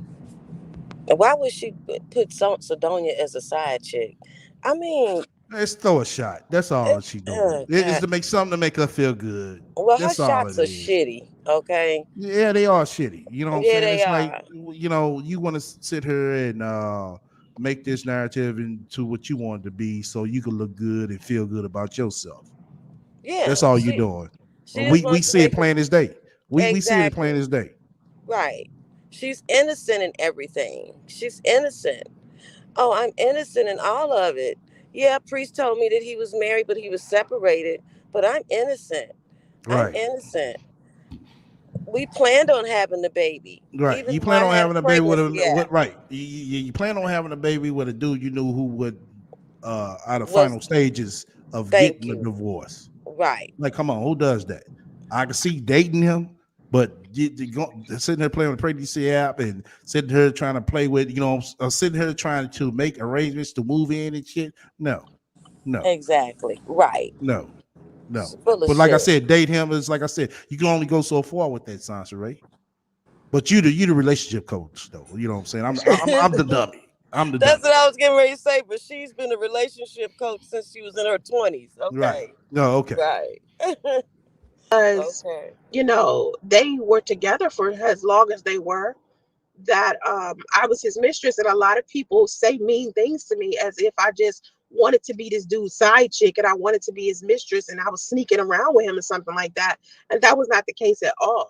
Like it's cruel that people say mean things to me as if Sidonia has a right to be hurt about the fact that me and Priest have a baby together, but her ass wasn't hurt when she was laying up under another man. If she was so married, why would she be sleeping with another man? When me and Priest was together, I never slept with anybody else. And ever since we broke up, oh my God, it's been 4 years, y'all. Hello. Think about this. It's been 4 years and I'm still sitting here getting over my relationship. When you genuinely love somebody, you just don't move. I thought you I didn't get thought off. she was over it. All right. Yeah, I'm just gonna say that. I thought you was over, priest. Yeah, and then wasn't she engaged to the crackhead? And wasn't she Exactly. dating the doctor? And Exactly. now you get you in your feelings today. That's all that is. Yeah, that's She in all her it is. feelings. This Okay. bitch That's woke all up it in is. her feelings. I've been said that. She woke up in her goddamn feelings. Yeah, she in her feelings. That's all it is. Maybe she tried to reach out to Priest and it didn't go Right. well. Something happened because now she's still trying to deal Exactly. with the hurt. 4 years later, okay. I keep saying Justice gonna be 18 and she's still gonna be talking about this same old shit. Okay, watch. Going so quickly. So when people think Sidonia is like this angel, it's like, come on, if she's such an angel, why the fuck was she sleeping with other men while she was supposedly still married to Priest? Because they were They were separated, Sansa. separated. The same Sansa, reason he right? was sleeping with you, stupid. Exactly. Right. But like I say, that's just a shot, though. That's all I'm trying to do. Is throw She slick really, shots. she really upset with Sidonia. Yeah, because 'Cause- she was still around. That's why. yeah, Now but she she's, wouldn't have been in the picture and wouldn't have, you know what I'm saying, to communicate with her. She wouldn't have been able to talk about it. She but just she's, had to, keep it short and vague. And but that's she's what, still, she's still upset about Sidonia. Why is she still talking about Sidonia? like I said, she had an interaction with her. If she, so no one never get her interaction. She couldn't go too far with her. Yeah, that's true. But That's Sedonia true. thought she was, you know what I'm saying, just, being regular nice. They, once again, expect the motherfucker unexpected. They You ran right into about that. they ran into a motherfucking problem they can't get rid of. And Can't this get bitch rid is the of. this bitch is the fucking problem. She is a nightmare for real. Yeah, she is. Oh, gosh. And still on the motherfucking internet on dating sites. I Mm. know she is. Oh, you know she is. Yeah. Mm-hmm. She is. She can't help it. She's the one that deserves to be hurt about the situation, and I'm not. Why was she sleeping with other men? She's not. That's none of your motherfucking business. How about that? That's none of your fucking business who the fuck she was sleeping with. She wasn't hurt. She was well over this dude. So anyway, what Mark says to me, Mark thinks that she was over him until she seen him be happy with somebody else. And then suddenly she wanted to be, all up in his grill and shit. That's what Mark thinks. I think that's funny. I think a lot of people think that. But You think a lot of people think that? No, they don't. No, no. as far as Sidonia and Priest go, I moved on from them too. Even if they were still together to this point, I would not care. Whoever Chris, Jap, and Priest are dating is not my business. I don't care. It's women who have left voicemail messages on my phone talking about they dating Priest, all this stuff about Jap. They be talking about Chris on my voicemail. Listen, I have moved on with my life. I do not care what these men are doing. I want to move on with my life. And Well, move on. Delete it and move on. Well, didn't Just she like you just say block. she's still Just hurting? right. Yeah. Just like how you block motherfuckers and move on. moved on. I've been doing my own thing. I don't talk about them. I don't think about them. But I do want to tell you guys, whoever made this video, right, where they're talking about me being on a dating site, I'm not on any dating sites. I haven't been on a dating site in years. Bitch, get the fuck up out of here. Get the fuck up out of here. You're lying. You know goddamn well you're on a dating site. You might not be as active, but bitch, your profile still is up. Somebody must have seen her on a dating site. Nah, I don't know about that, but Uh, she's still on there, motherfucker. She still could go there, motherfucker, and pull up the goddamn account. well, did somebody say that? Because she just said something about. Did somebody say she was on a dating No, site? no. She Oh, because she knows somebody gonna talk about this. She know damn well I'm gonna point out that she was on the dating site. That's what she's basically talking to oh, me okay. because she know I know her bullshit. She trying to cover a track. Right, sugarcoat her bullshit. See, Okay. I haven't been active in over a year. Well, you said years. Like I said, she wants you to be the dummy. Mm-hmm. Mm-hmm. Mm-mm-mm. Wow. So whoever created this profile, if this is a new profile, like if this is the profile that was created within, I don't know, the past 2 years, that's not me. So inside of the video, this guy made where I guess is a man who said I manhandled another man. If that's the case, whoever this person was talking to on the dating site was someone who stole my pictures and just decided to pretend to be me on a dating site because I'm not on them. Now, if I have a dating site, dating profile up, Exactly. Here She she met a go. Mexican on right. She met a Mexican on a dating site. Right. Exactly. She told her his kids came first, and she was in her fellas. So that's another lie. Exactly. Like I said, she says this shit to cover her bullshit. Like, oh no, see, I was only on those, you know what I'm saying, to get men to come out to events, and to give out relationship advice. Like, bitch, the internet is your motherfucking lifeline. Come on, bitch. We're not stupid. We weren't born yesterday, even though you want us to be. And you wish Right. everybody could be born yesterday. Right. No, we know what the fuck we see. We know what the fuck we're listening to. Whew. like say for instance, I had Facebook dating up for a little while. And usually when I'm on dating sites, I'm giving men relationship advice. I'm not dating them. I'm not doing anything romantic with them. Still to this day, it's about business. I don't sleep with them. I don't go on dates with them. I don't do anything like that. Nah, but you scope them out to see if they'd be a perfect fit. Because you ain't dumb. You're not dumb. That motherfucker become the highlight of your motherfucking imagination. Oh, yeah, you on them. You should get the motherfucking peeping out his motherfucking Facebook page. Ask him, he got a YouTube, all types of shit. Once you get clearance and everything fine and good to go, oh yeah, you are good in the game. You heard it is you coming on YouTube. Yeah, She, yeah. See, I'm dating this high value man. mm-hmm. And Yeah. we're engaged. We're talking about getting engaged. She gonna be engaged. Right, exactly. Uh-huh. Usually helping them get over their own personal situations. Okay. So Facebook dating, I think, was sitting up for a long time and I wasn't used to it. But outside of that, I don't have a dating profile. Like somebody asked me, was I on a dating site recently? I was like, no, not really. I mean, the profile up there, but I don't really use it. So I just deleted it maybe 4 days ago, my Facebook dating profile, because it was just sitting there. So if a person is saying that they were talking to me on a dating profile, and even if they have receipts of the conversation, they weren't talking to me. They were talking to somebody who was pretending to be me or someone who stole my pictures Oh and just God. happened to be like, like on some catfish shit. So now let's say, for instance, for Sasha, come on. When a motherfucker steals somebody motherfucking pictures, they gonna use some type of pictures that where the chick look really attractive. She Right. really look like she got something going on. And bitch, I can't imagine nobody stealing your pictures just to do that. Okay.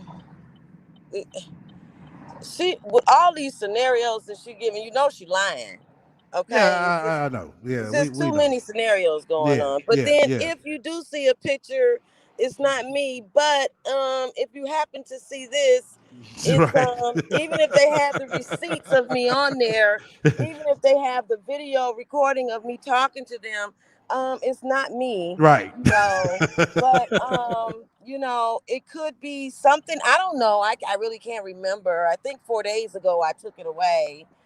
I removed it, but if you do see it, yeah, right, yeah. hypothetical purposes, let's say I was on a dating site, right? And I manhandled a man. Let's say I did that. Let's pretend for 2 minutes I did that. Even if I did do that, that wouldn't be my private business. That would be something that I did privately. So whoever the man was, Okay. So when it comes, like I said, when it comes to you, you do it privately, it's fine. But when it comes to somebody else, oh, let's put it out there. Yeah. that supposedly told this story, he gave y'all proof of why I left him alone. Look at his behavior. He's talking about something that happened in private on a public platform. Oh, okay. Well, you showed us your behavior many a times then. We just going off your narrative, Sansaray. To prove some type of weird point about business women that he believes are monolithic. That's stupid. Exactly, Pearline. With all these young, pretty IG models out there, you really want us to believe that someone stole your pic, Sansaray? Really? Exactly. Okay, that's good stuff. So anyway, I'm not on any dating sites. I'm not dating anybody. I'm celibate for a reason. I'm not celibate just to get men to be with me or to control men because men like sex and I want a specific behavior out of them. No, I don't date at all. I'm celibate because I'm Buddhist. And Oh, okay. Now you booze today. Oh, okay, bitch. She done went back to being a Buddhist. Right. Then she gonna go live on Sunday. Yeah, me and Justin, Big Kathy, we just left church. Oh Church. God. Church should have been on Saturday, Sansaray. You should have been Oh, chatting on Saturday night. this Now you tell girl. us that you went to church? Oh, This. okay. I mean, as I damn. continue to take my Buddhism and my spirituality more serious, it's easier for me to not have sexual energy exchanges with men. Inside of Buddhism, marriage and relationships are not like sacramental. You understand what I'm saying? Like they are like in Christianity, marriage. I'm sorry, I'm totally losing my voice. So if it's too high or too low, I'm sorry. In Buddhism, marriage and relationships are not like that serious. In Christianity, it's kind of like a requirement for you to be married.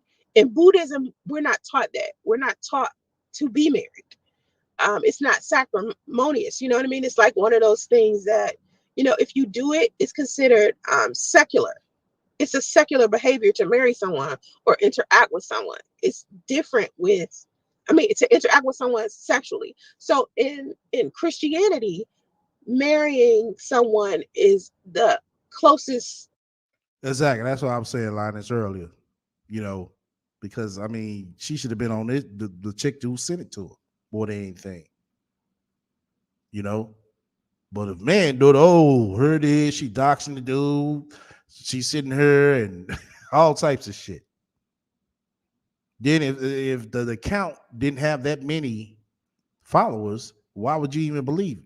You know what I'm saying? That's common in this motherfucker shit. She knows it. She's not dumb. I guarantee you look that Instagram account up, that account probably don't got that many followers. And if it don't, it goes to show you that it was a fake account.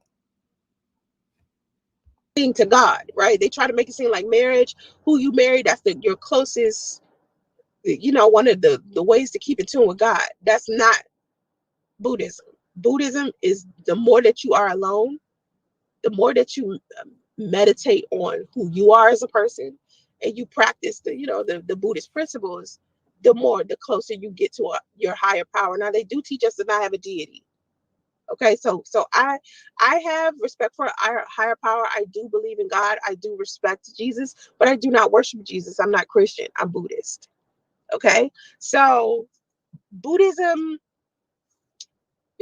sexuality, relationships, and marriage is a recreational activity, and it's considered secular and not sacrimonious in the Buddhist religion. We are taught to be celibate.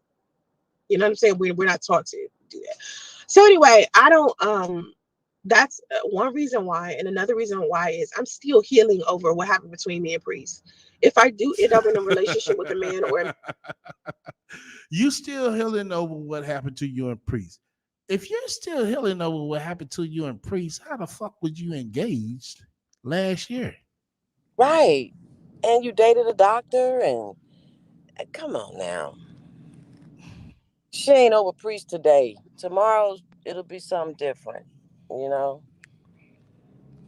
Oh my She God. what you say, STL? She what? Gang goofy? Yeah. Very, very gang goofy. That's how she sound right now. Real goofy. Wow. marriage, I want to make sure that I don't bring what happened between me and Priest and what happened between me and Jap and what happened between me and Chris into a relationship with a new man. Bitch, you ain't never met Japs. How the fuck you What gonna what do you mean? That was she in a relationship with Jap? They weren't in a Shit. relationship, That's the way was she they? talking. That's how she's sounding, right? It's like, what happened with me and Jap? What happened? What happened with y'all? I thought y'all did a collab on YouTube. What the Oh fuck? shit. What? Oh man. Oh my gosh! And what kind of relationship did you really have with Chris? Because you was in a swingers club, okay, with him and about 12 other niggas. Get the fuck out of here! Oh man. Oh my gosh, Jap! Oh Lord! And men nowadays, a lot of them are don't want to really be in a relationship. A lot of them want to be single and sleep around. Oh, okay. They just don't want to be in a relationship with you. Thank you. They don't want you. You. It's not other women. It's you. Ugh. And that's not where I am in my life. There was a time in my life where I was, like I said, promiscuous and doing polyamory stuff. Okay, that was motherfucking over goddamn 10 years ago, bitch. Really? I did that for about 2 or 3 years. But outside of that, most of the time I've been in monogamous relationships. Okay, so the way that I am now is I just been avoiding men, because I just don't want the drama associated with it. I work a lot. I raise my son, and I just really want to get. You work a lot and you raise your son. Okay. So you raise your son, right? That means you helping him with his, you know what I'm saying, talking skills, his speech impediment skills. Are you doing that by raising him? Priest out my system before I date another man, and Priest is very much still there. Like it's just like he's still his presence. Like he's not physically here, but the relationship and how traumatic the situation was, and me being left alone with my son. That's because you put yourself in that situation to be left alone with your son. There's nobody else fault besides Sheray's. Okay, so here's my thing. If let's just say that she's really being sincere right now. So you're still, it's been 4 years and you dated this man less than a year. But for 4 years, you still going through it with this man. How on earth are you even capable of giving advice to anybody about a damn Exactly. relationship? Exactly. Okay? Because you haven't healed yourself. How in the hell you gonna heal somebody? Right. It's like I got a gunshot wound, you got a gunshot wound. But I'm gonna try to heal you, STL. But Right. you know, I'm bleeding all over the place and you bleeding. But let me give you some advice on how to heal this wound.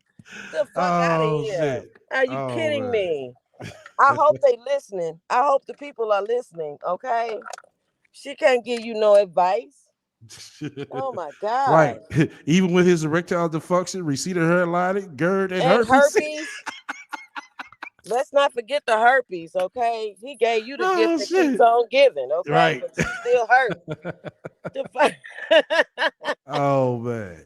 I tell you, Oh my this shit is God. getting comical now. Yeah, it really is. It's like po thing, po little tink tink. Oh my gosh. Oh, Really hurt me really bad. And I just don't want to blame another man for something that Priest did. I don't think a man deserves that type of baggage. So I want to deal with my own emotions and my mental health first before I get in a relationship with a man. So I'm not on a dating site looking to date anyone. So whoever posted this video, you can go see the thumbnail in my community tab. That's not me, basically. If I cussed a man out because he was being a dusty, I do that on Instagram. So you don't have to get on a dating site for me to cuss out a dusty, to see me cuss out a dusty. I've done that shit on Instagram. I do it all the time here. Okay, so Mark has not been my moderator in a long time. I'm looking in the chat. I'm just gonna answer the questions that's up here. It's not a lot of them. Let's see. Let me go back. Stop clout chasing. I don't clout chase. I don't value clout. You understand? Like I don't value popularity because I've been popular so long and I see what comes with it, the good, the bad. It's not that deep to me. I don't clout chase. So if you saying that I put Minister Jap name or Kevin Samuel's name inside of my um title, because a lot of y'all be like, oh, you put him in the title so you crowd chasing. No, it's not that. It's I am telling y'all the truth about a situation so y'all can understand, because maybe I did not verbalize this enough. Maybe I wasn't clear enough about where I stand with Kevin Samuels or Minister Jap, but now you know. With this live stream, I try to be as clear as possible, and I hope you guys understand that. I don't talk about other people often. I create original content. I don't like to talk about rumors and gossip all of the time. But Yeah, you don't like to say about rumors and gossip all the time, but somehow you always talking about a rumor and some gossip all the time. always talking about Kevin Samuels. Right. I mean, come on. this And what does she specific mean? thing with Minister Jap has been affecting my life. And I need for people to understand that whatever negative feelings you have about me or whatever you want to say, keep that shit to yourself. You don't always have to say what you're thinking. And even if you do want to say what you're thinking, say that shit on your own platform. Do not reach out to me with stupid stuff. Like, don't reach out to me with the dumb shit. It's stupid. Like, I don't have time for it. Okay. Next one. Isn't your moderator Mark? He's not my moderator. Mark hasn't been my moderator in, I don't know, I think it's been a year. Mark wasn't when things happened with um the suicide thing during the pandemic. Mark wasn't moderator. Mark wasn't the moderator who posted it. Mark thought I passed away, and I think he posted something on my community tab when he thought I passed away. But I don't think he like maliciously was posting it in other places. I think he posted on my community tab on YouTube. It wasn't him who did Facebook and Instagram. Two of my other moderators did Facebook and Instagram. Mark did a post on community tab, and my other moderators did a live stream, I think. playing somebody else's video where they was talking about me. I think I don't remember. Um, Never allow someone else's negativity dictate the outcome in your life. You have plenty to live for. Keep your head up and stay positive and keep pushing. Thank you. Thank you. Being too loyal could be a blessing and a curse. That's so good. That's so true. Basic Goddess, glad you're addressing this. I'm trying. I'm trying, Basic Goddess. I really am, sweetheart. Like, oh Lord. I just don't want to talk about this ever again. All she said was that you were not deceased and she was right. Or who did said no, that's not all she said. You talking about Raquel Untamed Milani? My cousin Raquel, that's not all she said. Mark told me what she said. Cause Mark told me what she said because Mark talked to her. Like Mark told me that she was talking about I faked my death because I was trying to get attention. That was not true. That's not what was happening at all. She lied and said she got confirmation from my family that I was okay. No, she didn't because she didn't talk to me or my mom or my daughter. So I guess I'm assuming she talked to somebody other than my mom, but someone my mom talked to. Okay, like because my mother got a lot of sisters, so my mother probably told one of my sisters, "Oh, Sansa is okay. It's fine. We're just dealing with something." And then Raquel took it upon herself to try to represent our family as a whole and their opinion about what was happening to me. But she didn't know what was happening to me. She was in no position to say what was going on with me. Then she Well, in that case, you ain't no position to sit here and say anything about anybody else. Then, if you don't know what's the fuck going on. proceeded to tell all of these stories about what happened when we were kids. Like she told this story about how I was sexually assaulted by a guy that I was my boyfriend in middle school. And it was a very, very unfortunate experience, but it's not something that I brought to social media. But she tried to make it seem like it was something that I made up, like I wasn't sexually assaulted by my boyfriend. But the truth was, I was, and me, him, my mom, and his mom sat down and ironed it out. And he did try to do something with me that I wasn't prepared for. But because he was my boyfriend at the time, I didn't feel like he was being malicious. I just think he wanted to take a step forward, and I wasn't ready for that step inside of our relationship. And what he did to me sexually scared me. Okay, what did he sexually do then, Sasha Ray? What did he sexually do? So I just, but it's such a private situation that that's not something that I wanted people to know on social media. And the fact that my cousin is the one Okay, you ain't want nobody to know that, but you want to know everybody that you a rape victim. Oh, okay.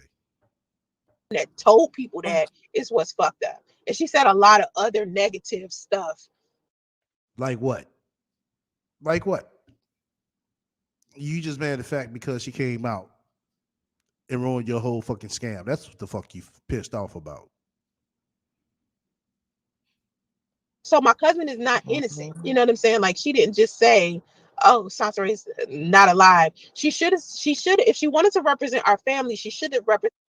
Oh, represent the family. Oh, okay. Now you sit here saying, "Oh, represent the family," but in your goddamn book, you sit here talking about, "Oh, they ain't your family like that. You don't care about them."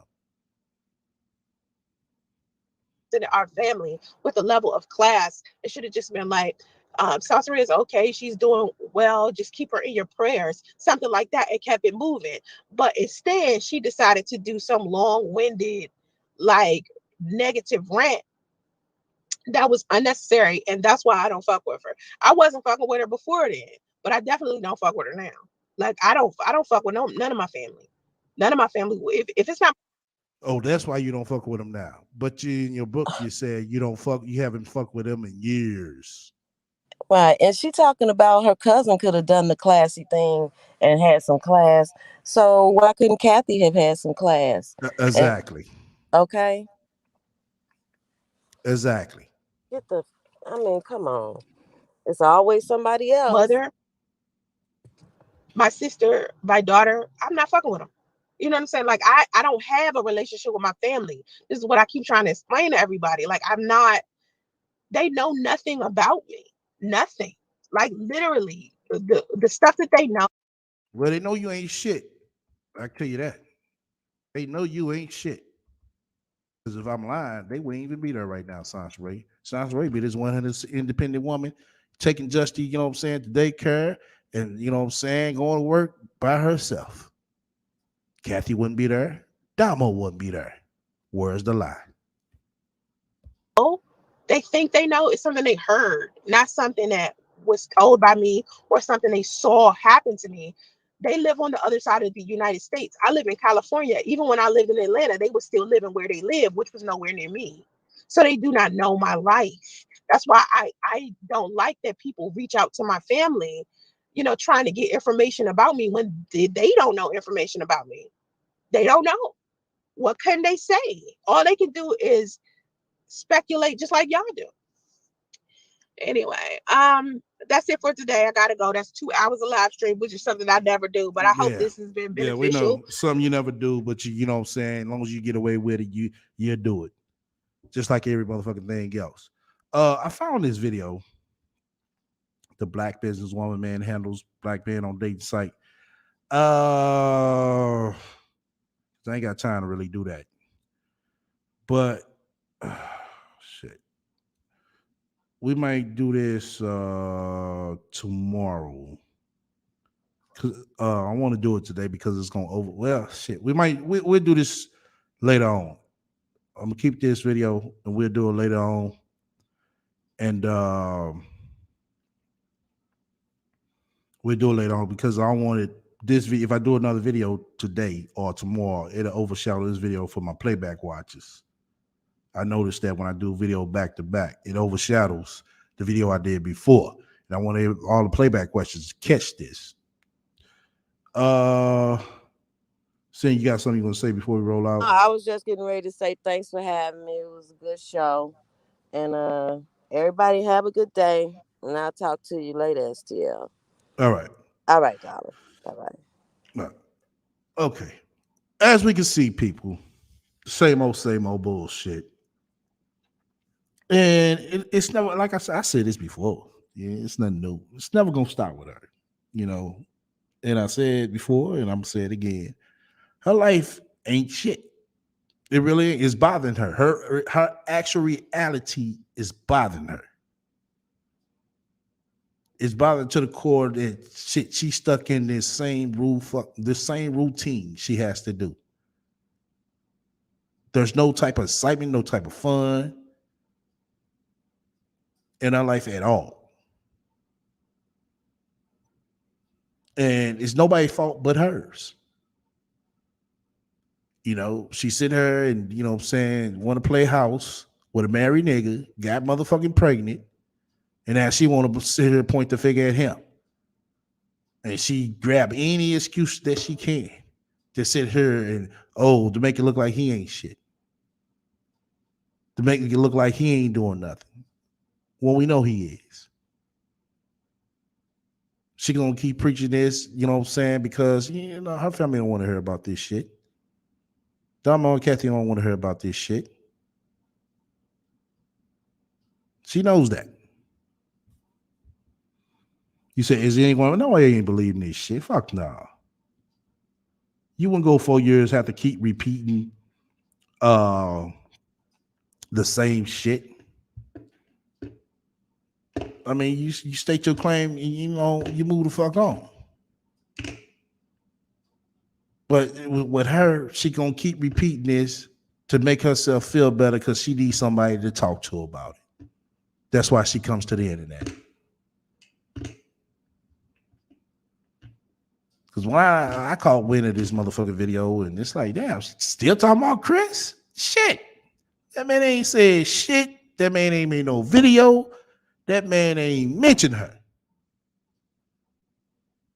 Same thing with Jack. That man ain't said shit. That man ain't mentioned her. He ain't made no video. And it's 4 fucking years. Plus. And this bitch still going on and on and on. that adds up to that your fucking life really has to be fucked up. It really does. Because if everything's so good in your life, Sansaray, you wouldn't be talking about this shit right here. You wouldn't. This shit wouldn't phase you. This shit, man, you'd be so happy with your motherfucking real life to the point where, you know what I'm saying, you'd be willing to wanting to talk about the shit that you're experiencing now. But you ain't experiencing shit. That's why you keep coming back to her, because this shit keep harboring you in your motherfucking fucked up ass mind. That's what it's doing. It's playing with her fucking mind every time she thinks about it. Oh, I don't want to make it seem like it's my fault because Priest left. So yeah, it's Jap's fault. Yeah, see, if Jap would have been communicating with Priest, my son would have a father still around. No, it's not because of me. It's because of Jap. That's what she's doing to herself. She's hurting herself more than anything. She's not trying to get help. I came out of a 5-month hiatus. I'm a new person now. I want to move on. No, this bitch ain't moving on this shit. This bitch still running around a motherfucking in circles like a motherfucking rooster with her fucking head cut off. That's just what the fuck she's doing. And she's going to keep on doing this.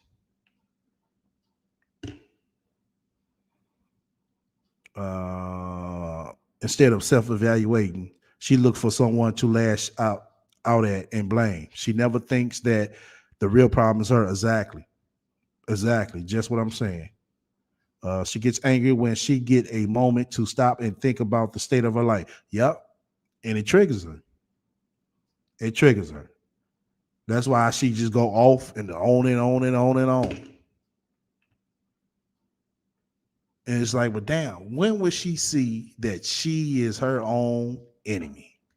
That's the real question. Probably never. Because Kathy, they not putting this shit in check. They seriously not. And it's a good thing I ain't got Facebook, because I'll sure reach out to Kathy ass. Like Kathy, look. She over there dealing with a motherfucking real problem. You know it. And this shit is getting fucking worse and fucking worse. She's going to wind up hurting somebody. If she hurt herself, oh fucking well. But the way she is, adding this shit up, she going to run around and hurt somebody else other than herself. These are facts. You know, I hope she don't hurt that little boy. Seriously.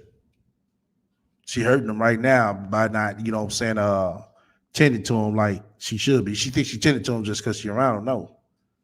You need to sit down and start reading with him. That dude can't pronounce one clear word at all. One clear word.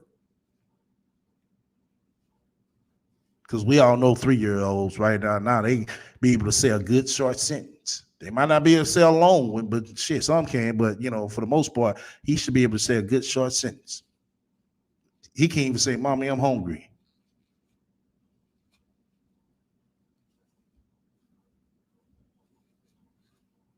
You know? You said she's already stifling Damo. That girl should be in college. Right. Kathy has been able to her entire adult life. Yeah, she has. Once she faked her death and the mother and daughter co-signed, it all simply went out the door. Yeah, definitely.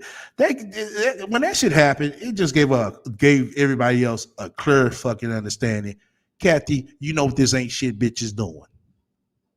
Don't sit here and act like you fucking that damn fucking dumb to the fucking internet. You know what the fuck she's doing. Her daughter should be enjoying her motherfucking life to the point she should be able to get on the internet and interact with others. She can't because her fucking ain't shit mama.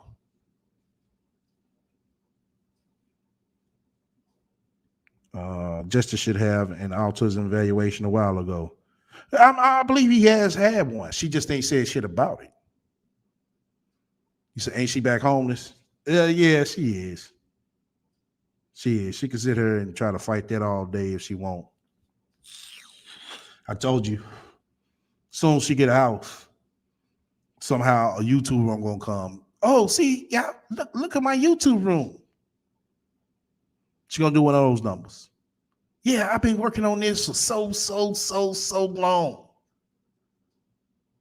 And the bitch still ain't gonna have no motherfucking mic. She gonna have that same fucking laptop. Watch. Watch what I tell y'all. Yeah, she in that hotel. She's still in the fucking hotel. That's why she's not camming up. She wanna think she throwing everybody off. No, bitch, you just throwing yourself off. Because you the one that can't remember your bullshit. We know what the fuck we saw. We know what the fuck we was hearing. Like I said, she would like for everybody to be born yesterday, but we wasn't born yesterday. Okay. Let me see. Oh, don't forget about the contest giveaway. We still got it going on. We're gonna end it right at the last chapter, which I'll probably do the last chapter this Sunday, y'all, from the looks of my schedule.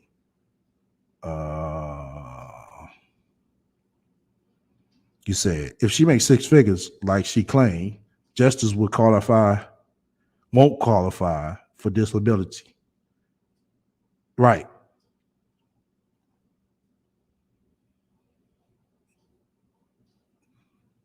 Okay, welcome to the room, Lotus. Probably want to watch the playback because this shit was very fucking hilarious, as always. Shout out to my playback watchers. Shout out to my shadow watchers. Like I said, this shit right here, y'all, it definitely be a laugh and learn a lesson for the most part. But it makes you think, like, damn, when is this bitch gonna get better? Never. Never. If she get a new dick in her life, she's just gonna push this shit to the side. When the new dick step out of her life, then she gonna bring this shit right back up. That's the way it works with her.